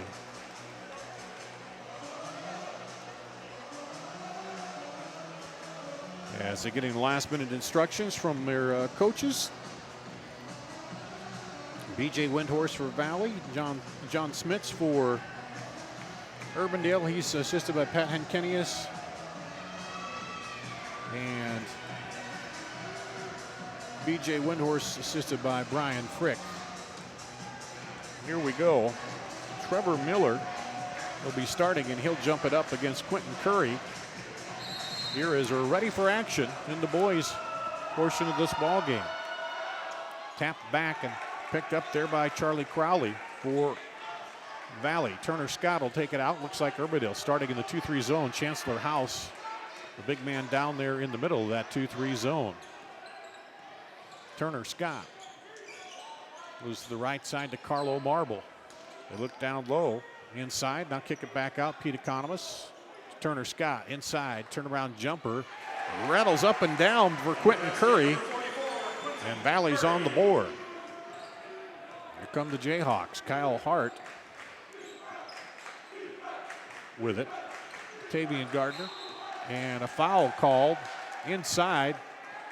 Chancellor House, I believe, as he was coming to set the screen.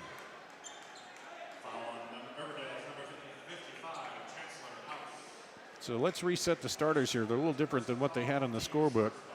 It's Kyle Hart, Trevor Miller in there for Urbandale. Also Tavian Gardner, and the ball goes out of bounds on the other end. And also Jared Edwards for the Jayhawks. Urbandale with the ball. Right side with it, Tavian Gardner. Gets it off to Kyle Hart. Hart over, three-pointer up. Long, and it's going to go off of Valley, out of bounds. Off the miss by Jared Edwards. Edwards, their leading scorer, or second leading scorer rather, coming in. 2-0 Valley, minute gone here. And a long outlet pass fought for, and Economos comes up with it. Good save by him. Kicks it over the right side for three. Good by Turner Scott. So a good hustle play there by Valley on a poor throw-in by Urbandale. Kyle Hart brings it down, dribbles into the middle. Gets it off. To Miller, back outside. There's a three, no good. Rebound comes down to Quentin Curry. Lob inside. Little deep bounce passes back up. A foul call inside as Kyle Hart reached in. First personal, second team foul on Urbandale.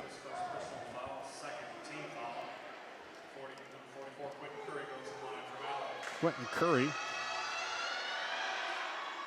steps up and misses the first free throw. He'll be shooting two. He's shooting 33% coming in here. 2 of 6 in the early going. And it's a Sanger one, makes it a 6-point lead for Valley. 6-0. Here, Urbandale yet to get on the board to see some pressure. Now by Valley. Tavian Gardner back to Miller. Miller looks now over to Gardner, and Valley will drop back. The defense. Gardner spins in the lane and gets fouled on the arm. That's going to go against Carlo Marble, I believe. His first personal, first team foul. We'll send Tavian Gardner to the free throw line. And rattles out. So Urbandale's still not on the board. He'll get one more here. Shooting 37% to start the season. Pops the second one, and Urbandale's on the board. 6-1 Valley. With 6 minutes to play. Outside with it is Carlo Marble. Into Curry, now back outside. Back into Curry. Right-handed shot, no good. Rebound, Marble pulls it out of there. Lobs it inside to Curry. Curry knocked away, picked up by Kyle Hart. Hart brings it the other way. Up top to Jared Edwards. Over to Miller, right side. Back over to Kyle Hart. Kyle Hart dribbles down, back out to Miller. Miller looks at the three, now dribbles in, shoots it up, and good. Trevor Miller for two. First field goal tonight for the Jayhawks. 6-3. Long three off the iron, no good. Miller pulls down the rebound for Urbandale. They're going to break a little bit. Gardner back outside for three. Good! Jared Edwards pops the three, and we got a 6-6 ball game all tied up here with 5 minutes to play in the first quarter. Lob inside, trying to handle it. Now back into Crowley, and he throws it out of bounds, but looks like it was kicked. Grant Garwood comes in for Miller.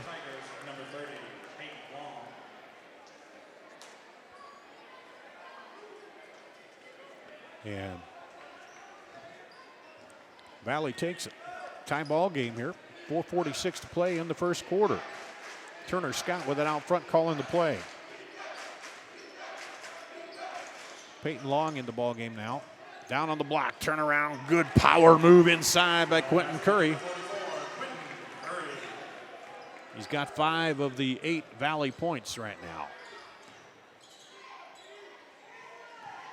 Davian Gardner up top, hands it off to Kyle Hart. Hart goes one-on-one, kicks it back outside for three. No good. Rebound, battle for, and it'll stay with Urbandale.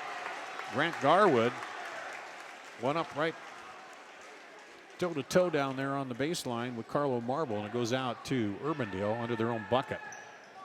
They'll run the play. Look for the cutter coming down. Not there. Now they'll try to lob it inside. Knocked away. Good defense there by Peyton Long. Shot up and good. Turner Scott, his second bucket. 10-6. Valley, 4 minutes to play. Over on the left side with it is Kyle Hart. Gets a screen up top. Double team there, though. It's Turner Scott all over him. Down to Grant Garwood. Good man-to-man tight defense here. Well, it looks like maybe a zone, but they're playing tight up top, and then it goes off of Urbandale out of bounds. And into the ball game, Austin Hinkle will replace Pete Economos for Valley. 10-6 Tiger lead with 3:40 to play in the first quarter. The Jayhawks in the blue, Tigers in the home white. Scott looking across the top of that zone. Gets it over to Carlo Marble. Back over to Scott. Lobs it in there to Quentin Curry. Back out to Scott. He's picked up out front by Tavian Gardner. Now down to Curry. And up and in, a foul as Peyton Long is foul going in. Kyle Hart picks up his second personal. Third on the team. Sends Peyton Long to the line to shoot 2. Hits it. Eric Maluski will come into the ball game for Kyle Hart. And entering for the Tigers, number 32, Charlie Crowley. Also entering for Riverdale, number 15. Curry comes out. Charlie Crowley goes in. Miller comes back in for Urbandale.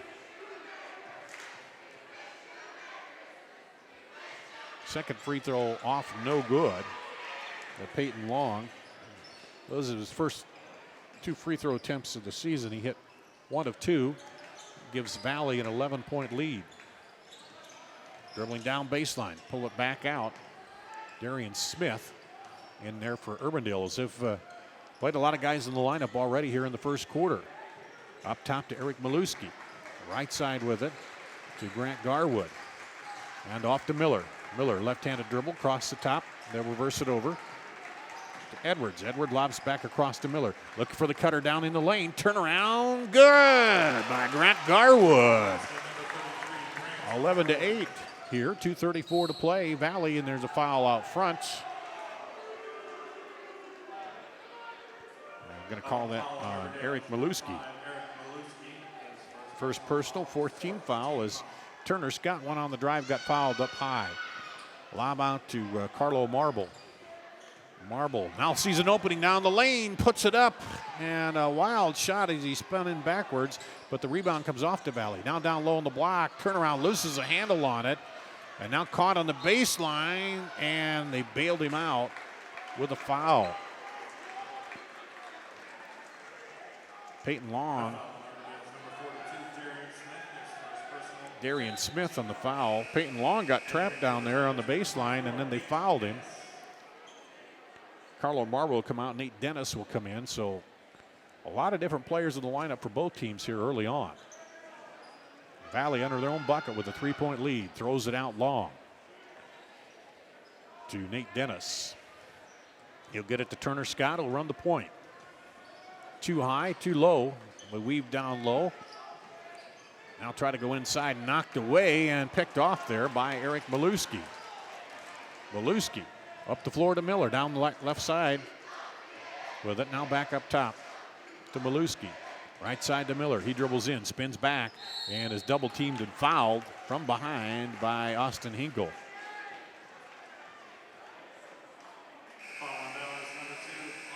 Austin Hinkle, his first personal, just a second team foul. Chancellor House in for Urbandale. Quentin Curry in for Valley. Chancellor House number 55 there, Curry number 44. So the two big men will come back inside. Around the horn they go to Miller down on the baseline for Urbandale. Back up top. Maluski with it.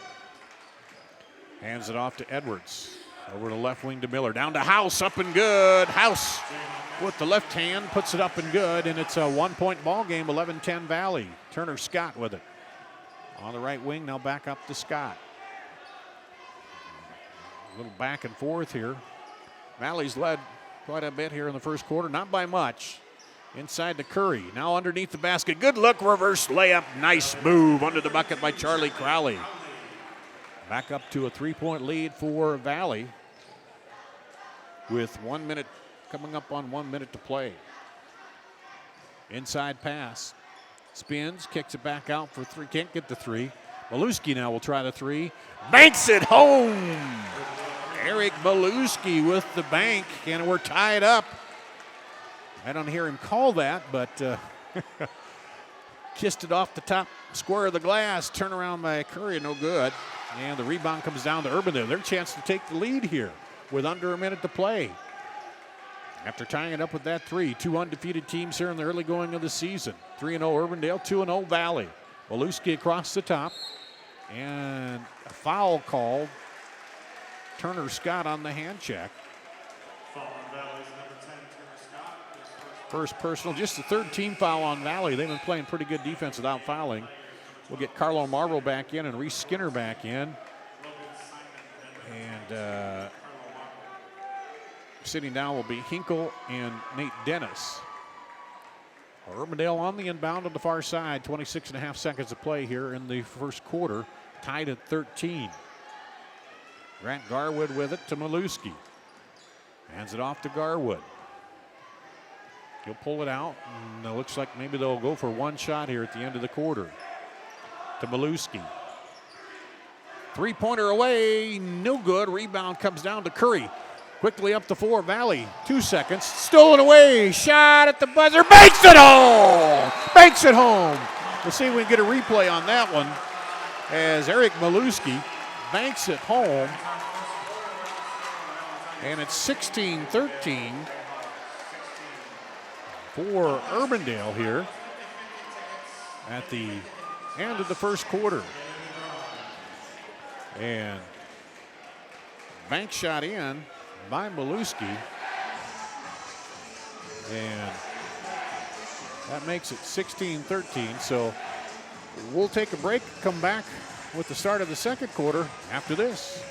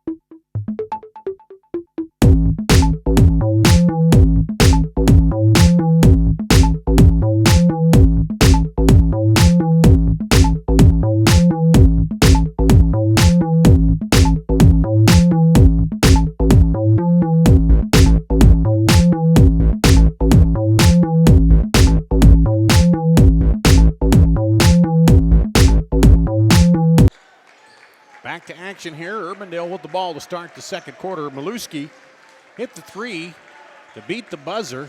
Driving in off to House on the baseline. And House travels with it. Maluski, just looking at it, he hit his only other three-point attempts. He's 3 for 3 coming into this, so now he's 5 for 5, shooting 100% from three. Of course, we're only 4 games into it, so we'll see. But he hit the big three there at the buzzer to put Urbandale up by 3, 16-13 as we start the fourth. Into Curry, goes down the block, looks for it, gets knocked away. Here comes Urbandale, 3-on-1, and blocked against the glass. Blocked there, the shot by Grant Garwood, and then the foul called on Curry. His first personal, the 4th team foul. The big block there killed the easy layup. Looking for House down on the block. Back up the top to Maluski. Over to Miller, left side. He dribbles down. Stops, back up to Maluski. Maluski dribbles across. Gets it to Jared Edwards. To Miller, in back to Edwards for 3. Airballs it. And Economist comes up with the rebound on the other side. Valley will push it now. Shot up quickly there and off. No good by Carlo Marble, but rebounded on the other side. Out to Turner Scott. Long 3. Good! Turner Scott from deep. Turner Scott bombs it in from deep and ties up the ball game 16-16. 6:27 to play here in the first half. A wild back and forth. Maluski in, almost loses the handle. Kicks it back outside. Maluski gets it back. Goes down on the baseline, looking for somebody to get it to, and finally gets it to Jared Edwards. Edwards going against Economos. Now into House. The big man up and rattles off. No good. Rebound fought over by Grant Garwood. Can't get it. Valley the other way. Here comes Turner Scott up and through House. He gets the bucket and the foul. Good strong move by Turner Scott. Gets the 2, gets the big man, Chancellor House. House's second personal, 16 foul. And that'll send Turner Scott to the line. He's got 10 points with that bucket. Chance to make it 11 here from the line. Scott shooting 89% from the free throw line. His first attempt for the line tonight.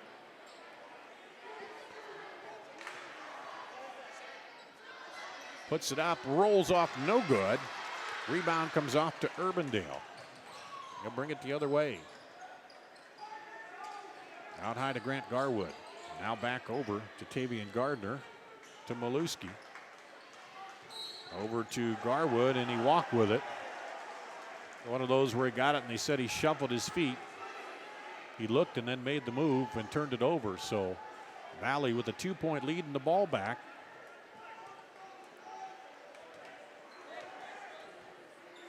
It's Turner Scott directing traffic as he brings it up the floor. Dribbles in, running one-hander off, no good. A rebound pulled off by Urbandale, Grant Garwood. Kyle Hart has it now. Over to Maluski. He'll handle the point. Right side with it is Tavian Gardner. Now over to Hart. Drives baseline, and he stepped on the baseline a little too far there. The pressure paid off down low as they double-teamed him. John Reardon, one of them down there. Open, and Carlo Marble comes out of the ball game, and Reese Skinner in for Carlo Marble. 2-point Valley lead coming up on 5 minutes to play in the first half. And a foul out front is going to go against Maluski as he reached in against Economos. Eric Maluski picks up his second, and it puts Valley in the bonus here with 5:08 to play in the half. Pete Economist to the line. He's shooting 78% from the free throw line in the early going of this season. Misses the front end of the 1-and-1. Rebound comes off to Jared Edwards. Here come the Urbandale Jayhawks. Kyle Hart with it. Hart now pulls up for three, rattles down and out. Whoa, Peyton Long pulls up the rebound. That was all the way down the cylinder out. Turner Scott, far side. Back up top to Peyton Long, now over to Scott. He drives the lane against House, puts it up no good, or excuse me, there against Darian Smith. Here comes Urbandale the other way. Hart in, can't get it to go, and rebound pulled down, and the foul I think is going to go against Reardon on the rebound. John Reardon picks up his first personal, 5th team foul. Hinkle and Quentin Curry coming in. Reardon will come out and the Economos out for Valley. Miller back in for Urbandale, and he'll replace Darian Smith for the Jayhawks. They trail 18-6 here against Valley with 4:33 to play in the first half. Lob in, up, and no good. Rebound tapped out. And here comes Valley on the break. Turner Scott up and good. 12 points for Turner Scott here. Leading scorer of the game. Valley up by 4.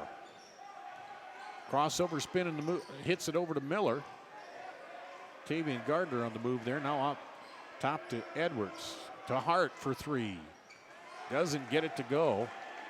And the rebound comes off to Valley. Urbandale a little cold streak now here after taking that lead at the end of the first quarter.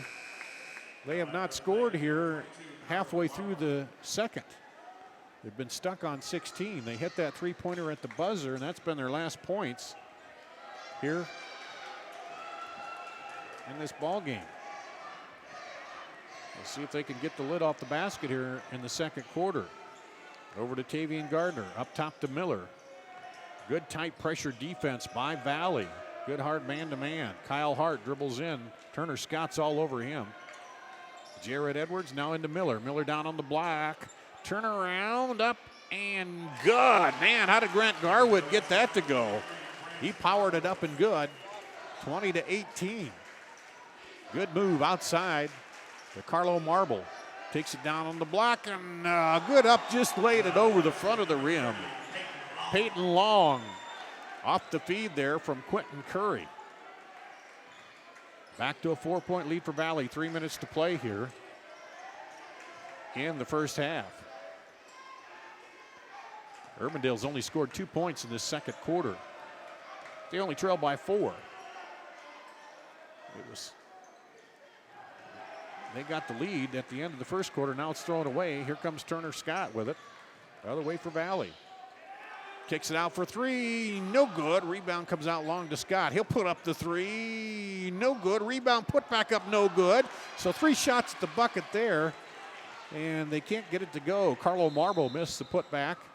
And a timeout call by John Schmitz for Urbandale. We'll take a break and come back with more after this. Thank you for our best year ever. To celebrate, we're going to give you our biggest discounts of the year. At Schottenkirk Chevy in Waukee, take up to $11,250 off select new Silverado All-Star Edition 4x4 crew cabs. New 2016 Cruise in Malibu, $89 and $99 per month. The year-end bonus tag event, our biggest sale of the year. New Silverado Double Cab LT, $189 per month. The time to save is now. Schottenkirk Chevrolet on the west end of Hickman, Waukee. Dar Danielson back at Valley High School with you here tonight. It is Valley 23-15 with 2:30 to play. Steve Dickinson on the controls. Dan Dickinson on the camera tonight here on CISN.TV. And Urbandale with the ball, trying to cut in lead. There's a bounce pass knocked away. Turner Scott trying to get a handle on it and finally picked up by Quentin Curry for Valley. Scott quickly up the floor.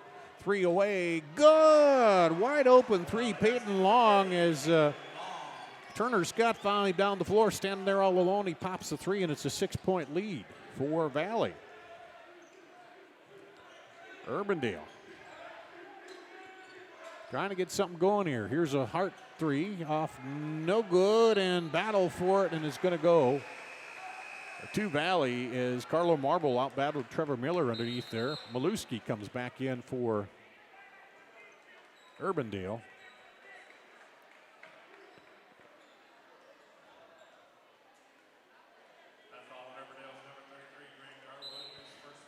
Well, they call Grant Garwood with a foul down there.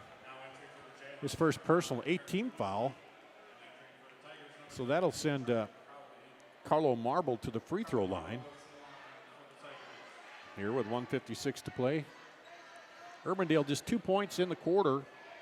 Valley has 11 and a chance to add to it here as Carlo Marble goes to the line for the one in the bonus. A high arcer.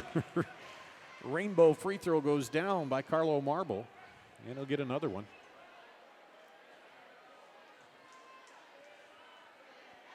Makes it a 7-point lead. Looking to make it 8 would be the biggest lead of the game. House comes in for Miller. Chancellor House, number 55 for Urbandale. Another high arcing rainbow down through the bottom of the net there for Marble, and Valley calls a timeout with an 8-point lead, 1:56 to play here. Let's take a break. We'll be back right after this. Here at Fireplace Superstore, we're building a new building because we wanted to add a little bit of room. Well, maybe more than just a little room. Mother Nature may have delayed our construction, but she hasn't delayed the sale. We're still making deals. So now's the time to beat the rush and come in to get the best deals on Central Iowa's largest selection of heat and glow fireplaces and gas inserts. Stop in today and see our fire experts. We'll find the heat and glow fireplace that's the best for your family at the best prices of the season. Heat and Glow, nobody builds a better fire. Out of the timeout here at Valley High School, Dar Danielson on CISN.TV. It's 26-18 Valley after the two made free throws by Carlo Marble. Valley call a timeout. Looks like they're going to go in some full court pressure here. Defense has done well here in the second quarter, holding Urbandale to one field goal. Quickly down to House. He drives in, puts it up off the glass. So Urbandale ran the press break to perfection there as Chancellor House gets the bucket. 26-20. Lob inside down on the block to Crowley, back outside and then knocked around, and it's going to go off Urbandale as Austin Hinkle drove in, and the ball goes off of Urbandale. And Valley will inbound on their own bucket. Looks like Economist is going to come back in for Hinkle. So you got Economist, Marble in there. Turner Scott is triggering it. He throws it out long to Quentin Curry inside. Good look inside. Under the bucket to Charlie Crowley. 28-20, back to an 8-point lead here for Valley, their biggest lead of the ball game, and have held Urbandale to just 4 points this quarter. Hart drives in, now kicks it back out, and stripped from behind by Turner Scott. He goes up the other way, one-on-one, and has a block, but put back. Nope, they're going to call a foul. Call a foul on the play on Kyle Hart. No bucket. Kyle Hart, that's his third personal, the 19th foul. And Turner Scott will go to the line to shoot. Hits the first one.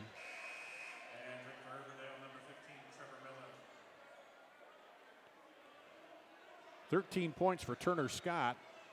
And a chance to build a 10-point lead here for Valley, their biggest of the ball game against Urbandale. Two undefeated teams in the early going of the season. Rattles it down and it's good. There it is, 1 minute to play. A 30-10 lead for the Tigers. Urbandale with it in blue. Trevor Miller dribbles, kicks it outside. Now up top again. They try to reverse it over to Maluski. Brings it back over to Grant Garwood to Miller. Looking for House inside post. Turns, puts it up a little too hard and wild there. Didn't get it to go. That's where they needed to take their time and get a good shot here. But kind of hurried it. And here comes Valley. They'll be happy to take their time. As Turner Scott has 9 points here in the second quarter and 14 overall. 8 seconds, 7 seconds. Carlo Marble with it. They got to get a shot off. 3 seconds. Rolls around. No good. House pulls it down and he throws it the other way. But that's going to go nowhere. And at the half, Valley's built a 10-point lead, 30-20. We'll take a quick timeout here and come back and run down the scoring, and then we'll have our halftime guest for you. So the score 30-20, Valley up over Urbandale at halftime. And in just a minute here, we'll take a break. I want to thank you for our best year ever. To celebrate, we're going to give you our biggest discounts of the year. At Schottenkirk Chevy in Waukee, take up to $11,250 off select new Silverado All-Star Edition 4x4 crew cabs. New 2016 Cruise in Malibu, $89 and $99 per month. The year-end bonus tag event, our biggest sale of the year. New Silverado Double Cab LT, $189 per month. The time to save is now. Schottenkirk Chevrolet on the west end of Hickman, Waukee. Back at Valley High School, we'll run down the first half scoring for you for Urbandale. 6 points for Eric Maluski, 4 points for Chancellor House and Grant Garwood, 3 for Jared Edwards, 2 points for Trevor Miller, 1 point for Tavian Gardner, as they scored just 4 points in that second quarter. For Valley, 14 for Turner Scott, 6 for Peyton Long, 4 for Charlie Crowley, 5 for Quentin Curry, 2 for Carlo Marble. It was Valley trailing 16-13 after one after a buzzer shot by Urbandale. Then they built a 10-point lead here at the end of the first half. It's 30-20. So that's our halftime score, 30-20 here. And we're going to take a break, and then we're going to come back and have a special halftime guest for you. We'll hear from the girls coach for Valley. So let's take a break. We'll be back right after this. I want to thank you for our best year ever. To celebrate, we're going to give you our biggest discounts of the year. At Schottenkirk Chevy in Waukee, take up to $11,250 off select new Silverado All-Star Edition 4x4 crew cabs. New 2016 Cruise in Malibu, $89 and $99 per month. The year-end bonus tag event, our biggest sale of the year. New Silverado Double Cab LT, $189 per month. The time to save is now. Schottenkirk Chevrolet on the west end of Hickman, Waukee. Here at Fireplace Superstore, we're building a new building because we wanted to add a little bit of room. Well, maybe more than just a little room. Mother Nature may have delayed our construction, but she hasn't delayed the sale. We're still making deals. So now's the time to beat the rush and come in to get the best deals on Central Iowa's largest selection of heat and glow fireplaces and gas inserts. Stop in today and see our fire experts. We'll find the heat and glow fireplace that's the best for your family at the best prices of the season. Heat and Glow, nobody builds a better fire. Welcome back to Valley High School. Dar Danielson with you here at halftime. The Valley boys leading Urbandale 30-20. And joining me now is girls head coach of Valley, Joe Segrist. And, well, you got to be pleased. You went up to Mason City in a tough 1-point loss there, but you bounced back well. You came out, took control right away with your defense, and got to be pleased with the effort bouncing back after that loss, huh? Yeah, I really am.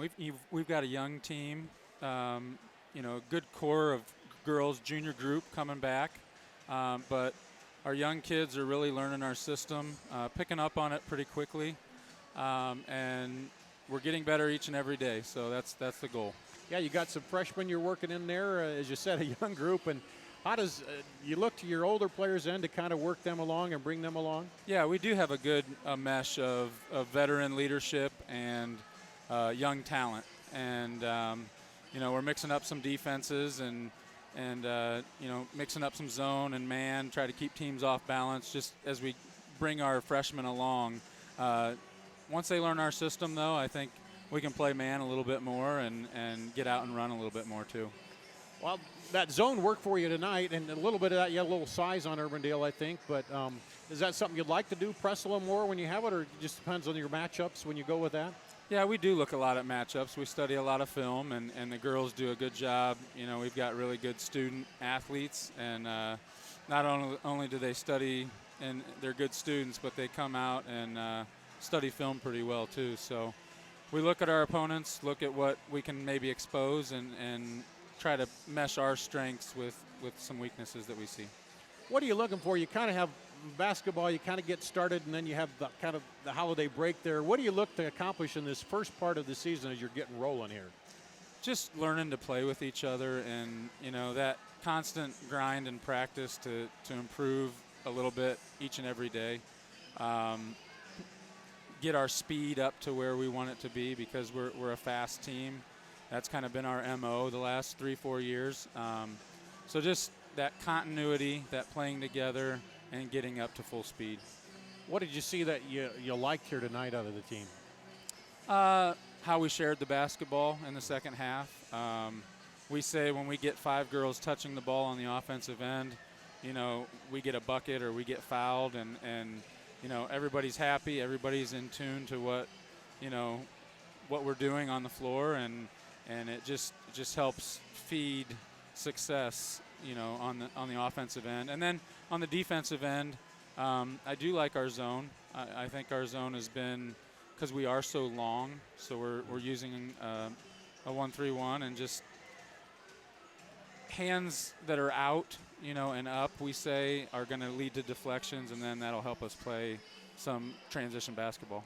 Yeah, because it makes that other team have to, against that zone, you got to pass it so quick and make quick decisions on that before you get trapped, and then that leads to, may not the first few times lead to turnovers, but as the game goes on, it leads to more turnovers for the other team, doesn't it? Right. Yeah, we knew coming in that our freshmen would add length and speed, and kind of just put this in, you know, a little bit last year, but we thought this group could really take off and run with a trapping type zone. Okay. Well, it's Tuesday night, Ankeny Centennial, is that right? Yeah, we've got a really tough week. Is that here week. or there? Is it? Both games next week are on the road. On the road. Centennial and then who? At Johnston. At Johnston. So that's right. Two yeah, undefeated. You'll know right away where you're at playing those two teams, won't you? Right. And the Mason City game was a good wake-up call for us, you know, not to get overly confident. We had a 16-point lead in the fourth quarter, and we just couldn't hold on. You know, they made some plays, we didn't. But, you know, that'll happen with a young team. It's that we're looking for us to learn from it, and I think we'll keep getting better, and we'll see where we're at early on in the season next week. And yeah, Ankeny, they're always well coached, good strong team, and so that's going to be a good test right away on Tuesday, isn't it? Oh yeah, they play really tough defense. Coach DeYoung does a nice job. You know, they'll probably man-to-man us, and we'll see how our offense looks against a good, hard man-to-man defense. Well, a 4-1 start, just by 1 point, it could be, you know, one game better than that, but a good start for you, Coach, and we appreciate you joining us here, and I'm sure we'll see you here throughout the season as we move along. Thanks a lot for having me. All right, that's Coach Joe Siegrist here from the Valley Girls. We're going to take a break. We'll come back with more of our halftime right after this.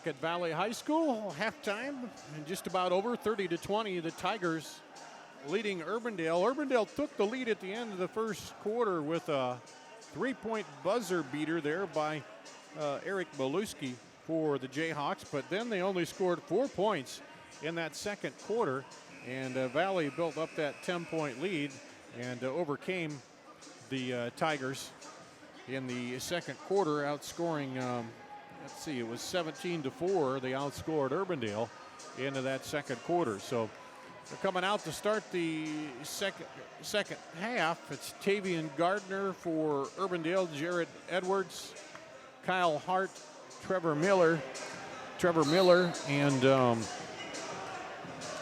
Tavian Gardner for Urbandale. I forgot Chancellor House. How could I forget him? The starters for Valley starting the second half: Turner Scott, Carlo Marble, Pete Economist, Quentin Curry, and Charlie Crowley for the Tigers. They'll start out with the ball here as we start the second half, looking to build on that 10-point lead. And here we go. Turner Scott on the point. Economist on the right wing as Urbandale staying in that zone. Here's Economist trying to bust the zone, and that'll do it. A three. Economist gets his first points of the night, averaging 10 points on the season. Quickly ups it to a 13-point lead. There's a lob into House, and he gets the foul, draws the foul on the backside from Quentin Curry. Second personal, first team foul here of the second half. Long outlet for Urbandale. Now inside to Miller. Miller, spin move, gets it blocked. And here comes Valley the other way. Good block inside by Charlie Crowley.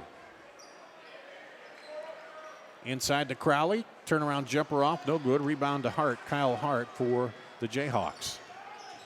And coming down, trailing by 13. Shot is up, rolls down and out for Hart. Rebound comes off to Valley. Lob inside to Crowley. Underneath, House is on him, puts it up and good. Charlie Crowley gets the bucket.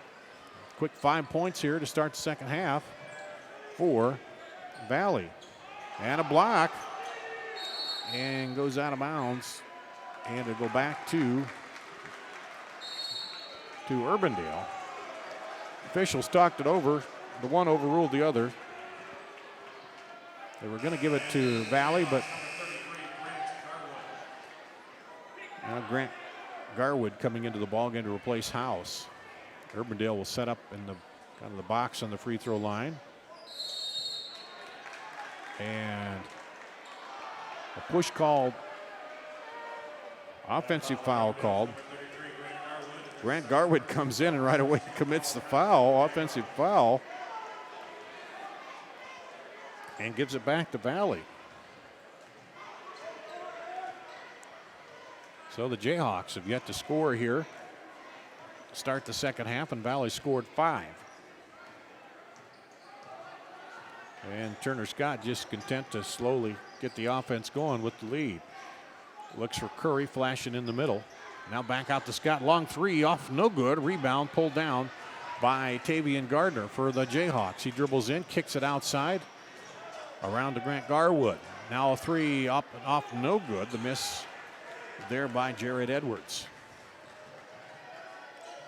Out to Curry. He drives and a foul called. Out front.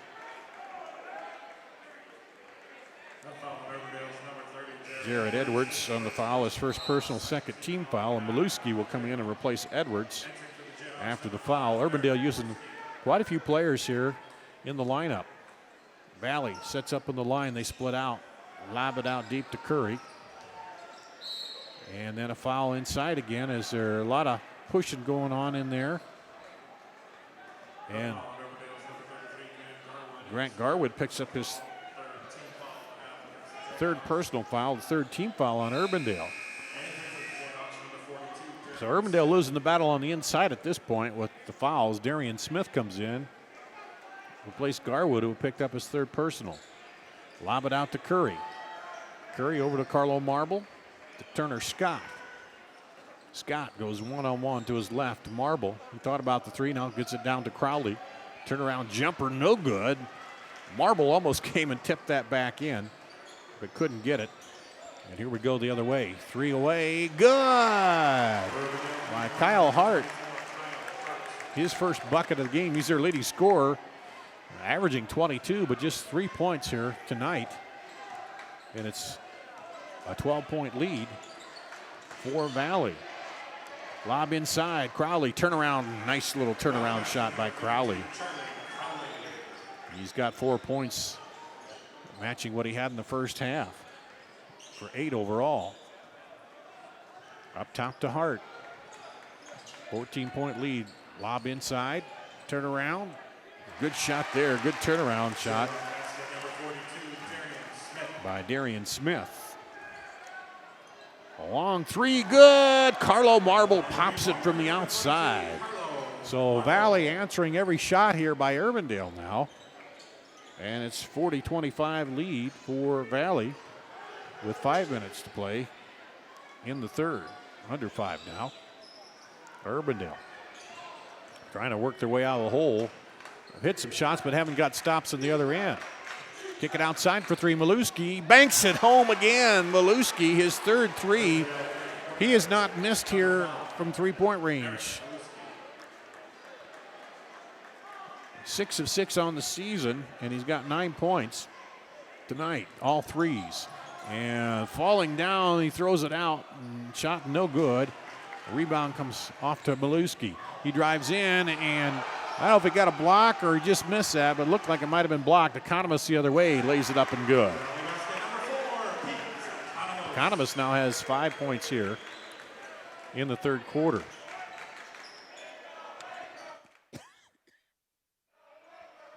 Urbandale with it out front now. Hart trying to get something going, has it knocked away by Turner Scott. And then a foul called.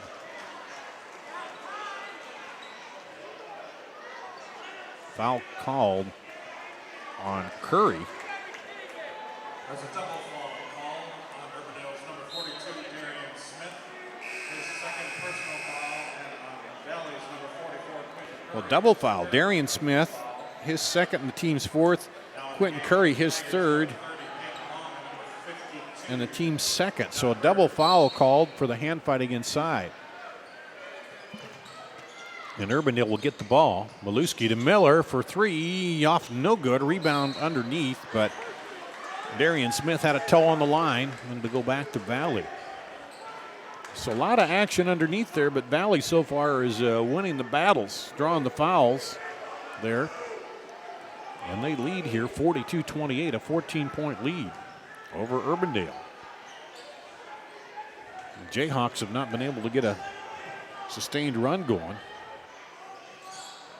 Outside with it, Valley looking over to Marble. Now around the horn, down low. Turnaround Reardon, good. John Reardon, the big turnaround jumper is good, and it's a 16-point lead for Valley. Biggest lead of the game. Up and under, Maluski gets his man up but can't get the shot to go, and Reardon covered, and then he called the foul on Maluski. Looked like he hit the ball. That was kind of a quick whistle there. That's his third personal, 15 foul. And the trouble is sometimes when you hack at that ball, the ref blows his whistle, but that'll look like straight ball from here anyway. But anyway, it goes back to Valley with the lead, 44-28. Under 3 minutes to play in the third quarter. And now offensive foul called. Well, that official's calling a lot of stuff.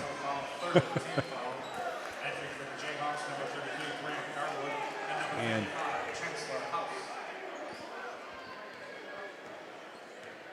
I'm not sure he called that on.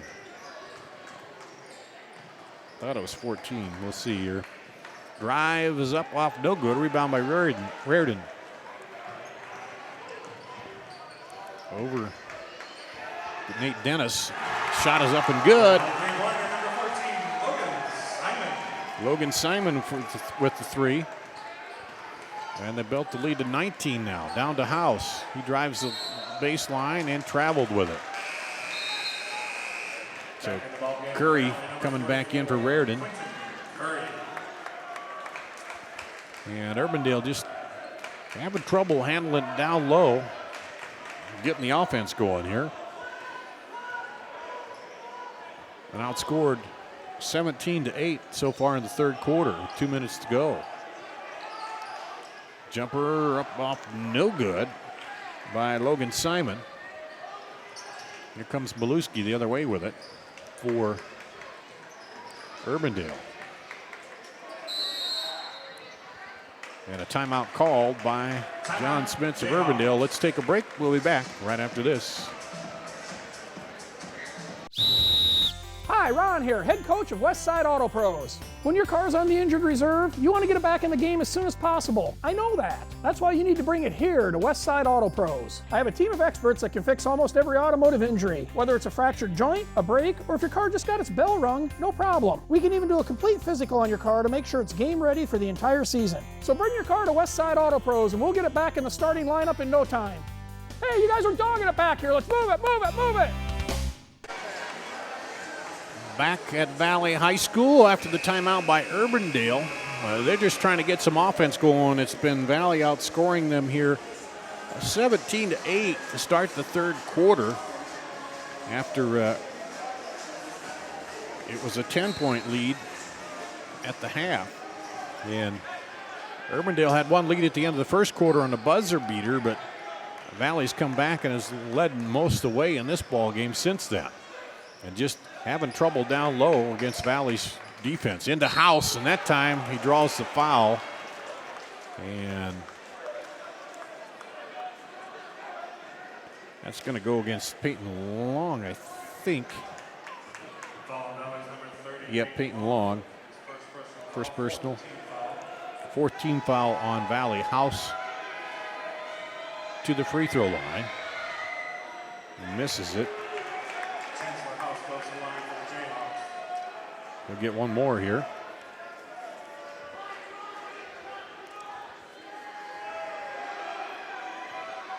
House just shooting 29% for the line in the early going of the season. Second one is good. Going to be down on the block. You got to shoot a little better than that from the line.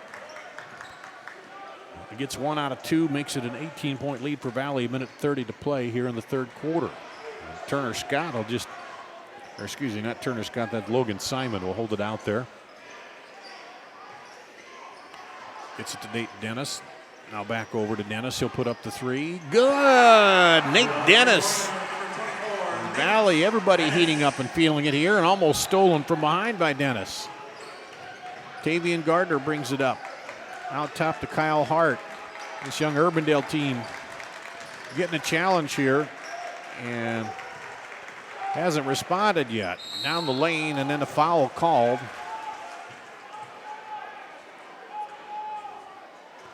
I think that's going to go against Logan Simon, his second personal. Oh, that'll be just his first, I guess. 15 foul on Valley. And Tavian Gardner banks one in.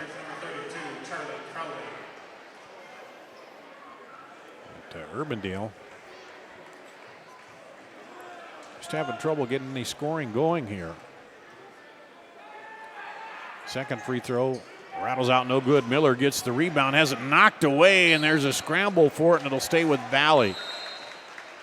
As good dive by Nate Dennis. He was able to knock it off the Urbandale player, and so it stays with Valley. Coach B.J. Windhorst has got to be happy with the defense his team has played. Down low, been tough, and made it tough on Urbandale. 20-point lead now for Valley with the ball here. 37 seconds and counting in the third quarter. They'll just hold it out there, looking for the shot. A one shot to end it. Logan Simon out there, Reese Skinner. Urbandale trying to put a little more pressure on him. Nate Dennis, 18 seconds. Logan Simon. As Urbandale comes out, tries to trap him, and they get the foul. That was exactly what they didn't want to do, and credit Simon for being cagey there and drawing that. Second team foul on Edwards and the sixth on Urbandale. So the next one in, they'll be in the bonus. 11.1 seconds to play in the third. Valley with the ball. Simon dribbles in. Now's it stolen away. And then they're going to call the foul, I believe, on Tavian Gardner. Foul on Urbandale's number 3, Tavian Gardner, his first personal foul. 7-team foul. That puts Valley in the bonus with 3.9 seconds to play. Second personal on Tavian Gardner. Molewski will come in to replace Gardner, which John Schmidt's trying to find the lineup here for Urbandale. Front end of the 1-on-1 misses it, tapped it out. Simon doesn't get a shot off at the buzzer. And after the third quarter, it's a 20-point lead for Valley, 50-30. We'll take a break, come back with the final period after this. Here at Fireplace Superstore, we're building a new building because we wanted to add a little bit of room. Well, maybe more than just a little room. Mother Nature may have delayed our construction, but she hasn't delayed the sale. We're still making deals. So now's the time to beat the rush and come in to get the best deals on Central Iowa's largest selection of heat and glow fireplaces and gas inserts. Stop in today and see our fire experts. We'll find the heat and glow fireplace that's the best for your family at the best prices of the season. Heat and Glow, nobody builds a better fire.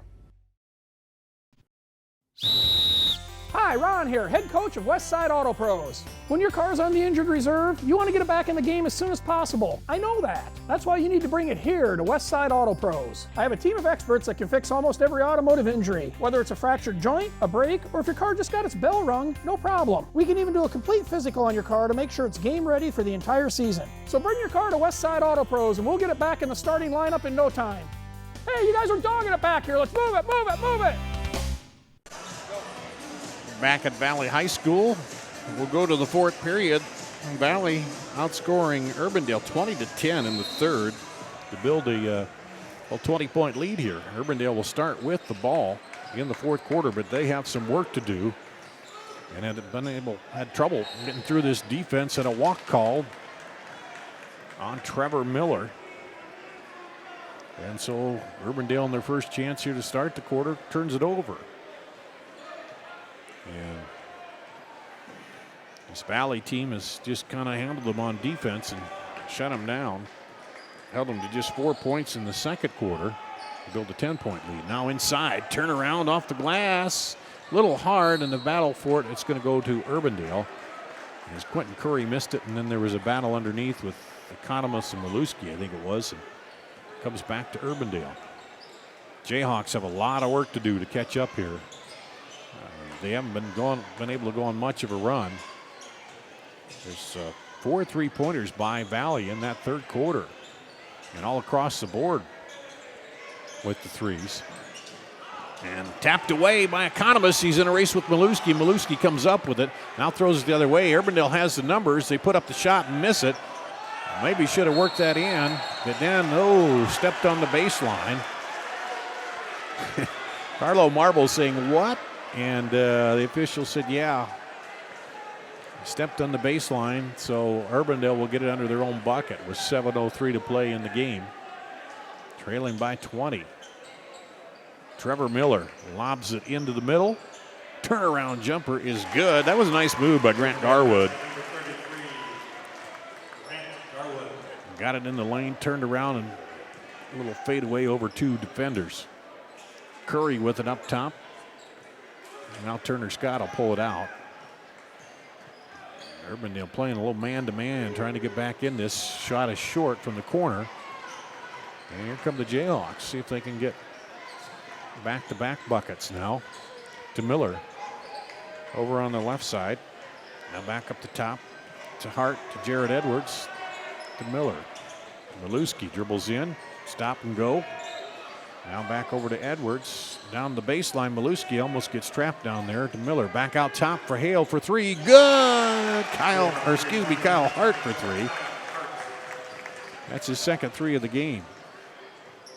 Makes it 50-35. They cut it down by 5 here. 6 minutes to play, but Turner Scott tried to change that. He did. Man, he got a rolling three, and that could be a killer for you. He just get a little mini run going, and he comes right back at it and pops a three. Turner Scott, 17 points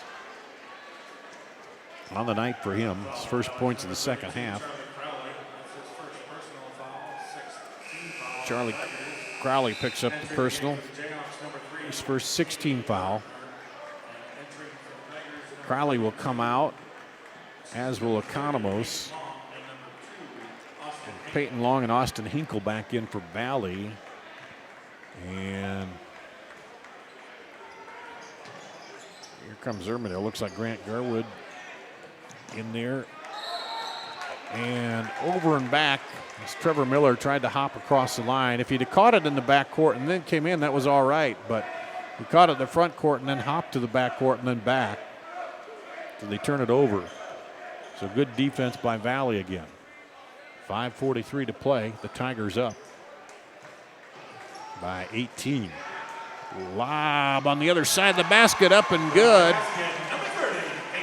And Peyton Long. Looked like they were lobbing it to Curry on this side, but they lobbed it right over to the other side to Peyton Long, and he puts it in. Kyle Hart looking to get something going, can't get it. Now back over to Hart.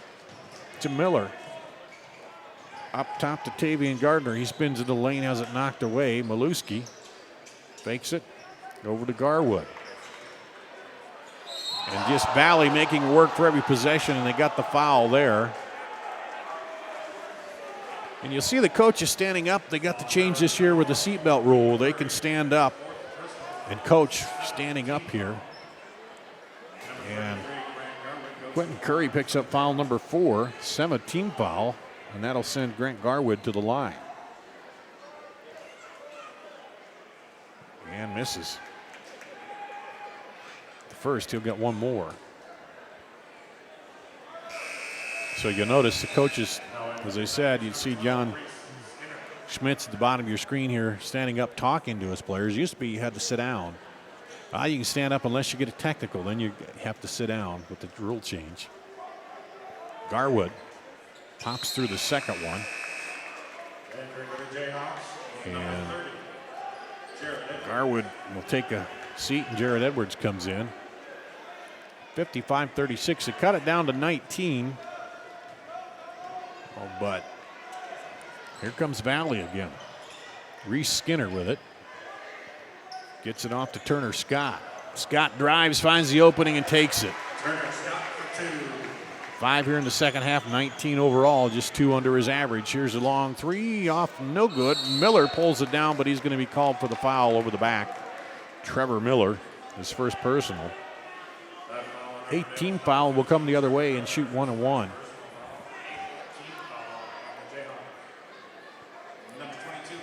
Carlo Marble will go to the free throw line. He's hit his only 2 tonight and gets the 1-1 again. Puts it up and right through the bottom of the net there. Pretty looking free throw. He'll get one more. Came in shooting 69% the first 2 games. A little high on that one. Pulled down by Tavian Gardner. 58-36, 22-point lead for Valley, and a foul out front. That goes against Austin Hinkle. 18 fouls, so it's a 1-on-1 for Tavian Gardner. And he's 2 of 4 from the free throw line tonight. And House comes back in to replace Trevor Miller. Tavian Gardner will shoot the front end of the 1-on-1 here. Gets it. He'll get another one. Dar Danielson on CISN.TV here tonight. Appreciate you joining us. Be looking for our schedule throughout the season. Second free throw off, no good. And it's back to a 19-point lead. Quickly down the lane and fouled is Marble.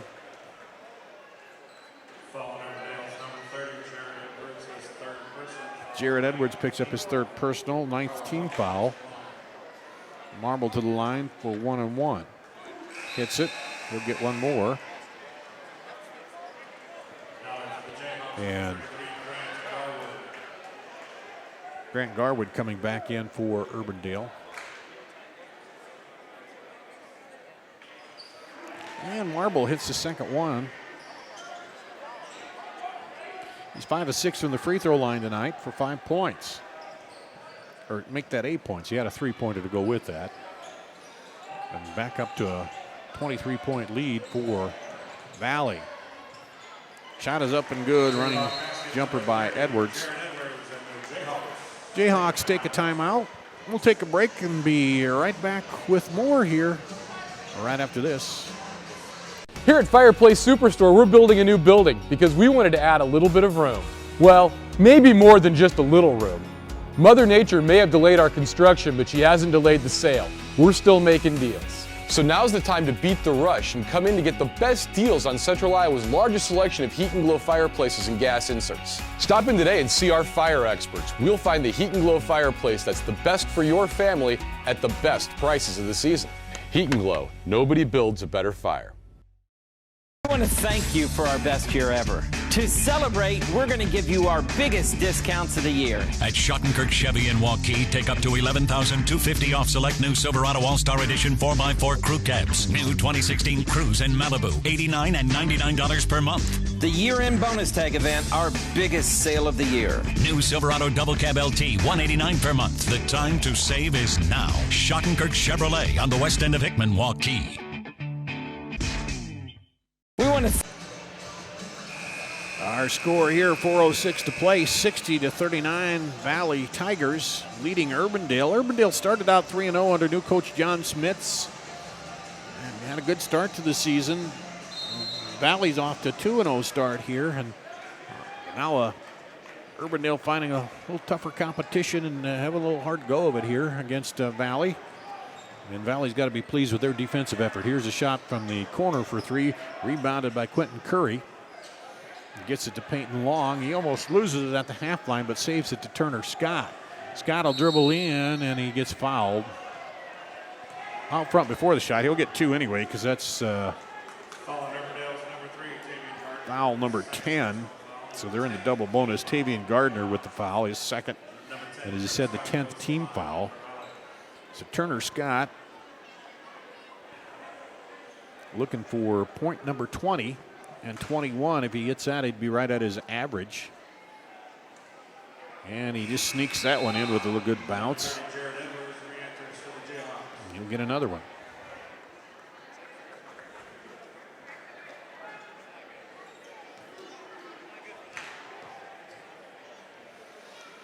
Second one is up and good.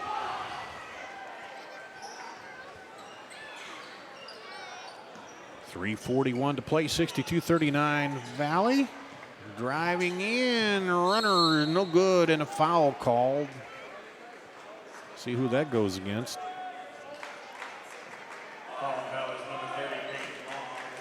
Peyton Long is second. Team's 9th, it'll be a 1-and-1. Say hi to my daughter Katie, who's watching tonight. She's an Urbandale student, watching some of her classmates play here. And to the free throw line for the 1-and-1 for Urbandale. Oh, I guess 2-shot foul. He was shooting, wasn't he? Yeah.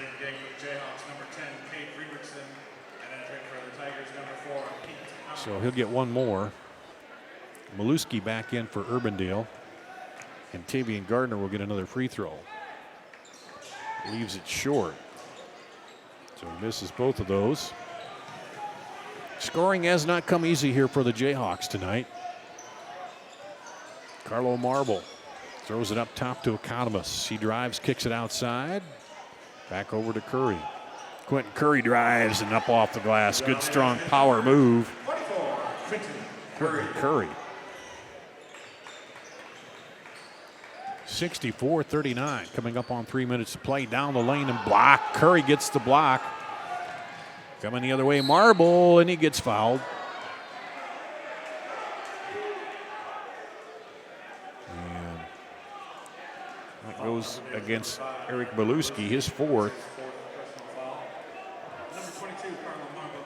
Carlo Marble will shoot 2.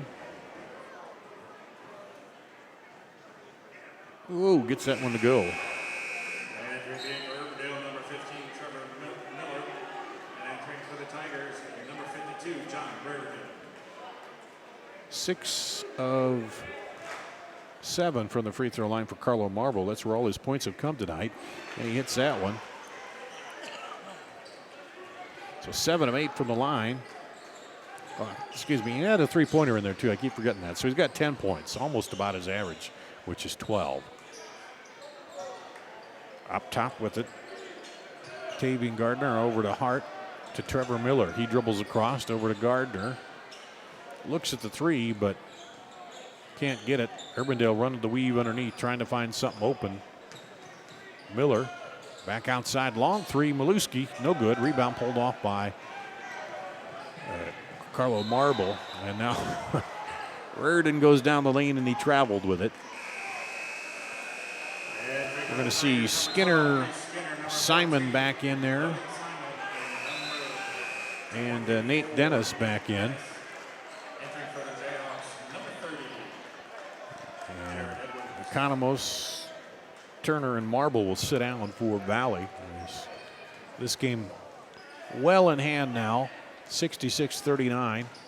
Driving in, kicks it out. Here's a three, no good. Rebound pulled off there by Nate Dennis. Here comes Logan Skinner for the Tigers. Bounce pass inside to Reardon. He put it up off, no good. Fighting for the rebound, and it's pulled out of there finally by Jared Edwards. Quickly up the floor to Kyle Hart. He drives in, pulls back, and he gets hit and fouled. On the floor, that'd be the 10th foul anyway. So it'll be 1 and 1. Logan Simon is second personal. Hart will go to the line to shoot 2. Okay. I thought he said it was on the floor, but I guess I'll give him 2. Well, Hart has 7 points now. He averages 22. He averaged 22 in the first 3 games. So they've been able to shut him off, and that's kind of shut off the Urbandale scoring there. So Jared Whitkey into the ball game for the Jayhawks.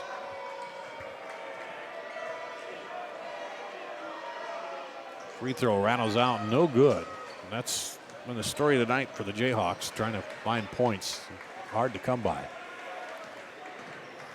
Logan Skinner dribbles in, finds the lane, puts it up, and he gets fouled. By Jared Whitkey.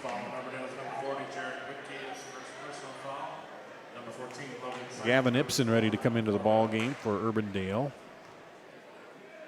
Simon goes to the line, misses it.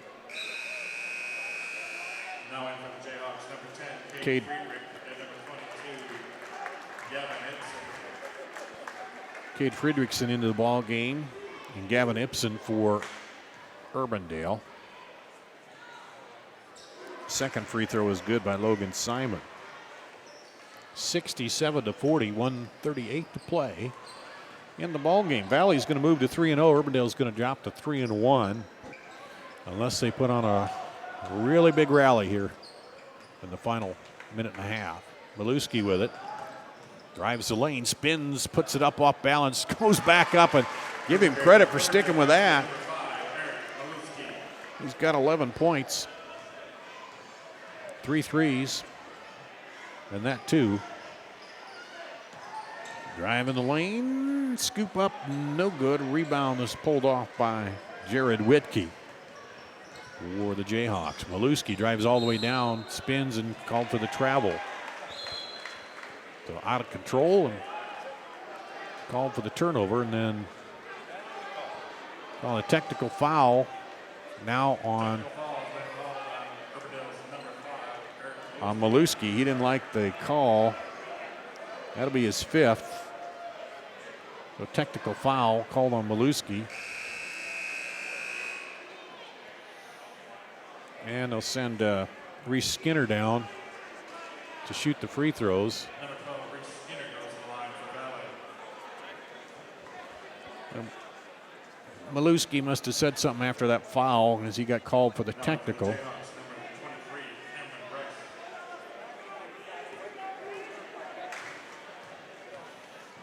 Skinner takes the free throw. We'll get another one here. Makes it 68-42. And it's another one, 69-42, and Valley gets the ball back. Milewski spun around in there, fell down. I think he thought he got fouled and must have voiced that opinion to the referee because then he called a technical on him. And that was his last foul, and he's done. Milewski sits down with 11 points. 69-42 Valley, under a minute now, 55 seconds and counting to play here. The Tigers take control in the third quarter and have led since then. Or second quarter, I should say. Urbandale took the lead at a buzzer beater 3 at the end of the first quarter, led by 3, 16-13, and then Valley outscored them 17-4 in the second quarter. Here's a long 3 up and good. Logan Skinner hits his second, or Logan Simon hits his second 3. 20 seconds to play. A 30-point lead here by Valley. Here's a 3, rolls out, no good, a rebound, and that's just the way it's been. Valley's been all over the boards tonight. Crashed it, and on defense, Reardon does a nice tiptoe down on the line. And driving in, missed the shot, and that'll be it. 72-42. As Valley downs Urbandale here tonight. 70-42 the final. We're going to check out the scoring, and we'll do that and come back and wrap that up for you here in just a second. And take a break and come back with the scoring right after this. Here at Fireplace Superstore, we're building a new building because we wanted to add a little bit of room. Well, maybe more than just a little room. Mother Nature may have delayed our construction, but she hasn't delayed the sale. We're still making deals. So now's the time to beat the rush and come in to get the best deals on Central Iowa's largest selection of Heat and Glow fireplaces and gas inserts. Stop in today and see our fire experts. We'll find the Heat and Glow fireplace that's the best for your family at the best prices of the season. Heat and Glow, nobody builds a better fire. Hi, Ron here, head coach of Westside Auto Pros. When your car's on the injured reserve, you want to get it back in the game as soon as possible. I know that. That's why you need to bring it here to Westside Auto Pros. I have a team of experts that can fix almost every automotive injury. Whether it's a fractured joint, a brake, or if your car just got its bell rung, no problem. We can even do a complete physical on your car to make sure it's game ready for the entire season. So bring your car to Westside Auto Pros and we'll get it back in the starting lineup in no time. Hey, you guys are dogging it back here. Let's move it, move it, move it. Back at Valley High School, Dar Danielson with you on CISN.TV, and let's run down the scoring for you in this ballgame. Unofficially, Eric Milewski with 11 for Urbandale to lead them, 7 for Kyle Hart, Grant Garwood, 5 for Chancellor House, 3 for Tavian Gardner, 2 points apiece for Trevor Miller, Darian Smith, and Jared Edwards for the Tigers. Turner Scott hits his average of 21 points. The only other Tiger double figures was Carlo Marble with 10, but a lot of players played tonight. Peyton Long had 9, 8 for Charlie Crowley, 7 for Quentin Curry, 7 for Logan Simon, 5 for Pete Economos, 3 for Nate Dennis, 2 for Reese Skinner, and 2 for John Reardon. And I didn't add those up to see if they add up properly, but that's the unofficial scoring for you here tonight. It was Urbandale hit a shot at the buzzer to take a 16-13 lead at the end of the first quarter, but that was the end of their outscoring Valley, as Valley outscored them 17-4 in the second to take a 30-20 halftime lead. Outscored them 20-10 in the third for a 50-30 lead, and then 22-12 in the final period to go on to a 72-42 win. So the final here tonight, it's Valley over Urbandale. Urbandale falls to 3-1. Valley moves to 3-0 on the season. That's going to wrap it up here from Valley High School. For CSN TV, I'm Dar Danielson.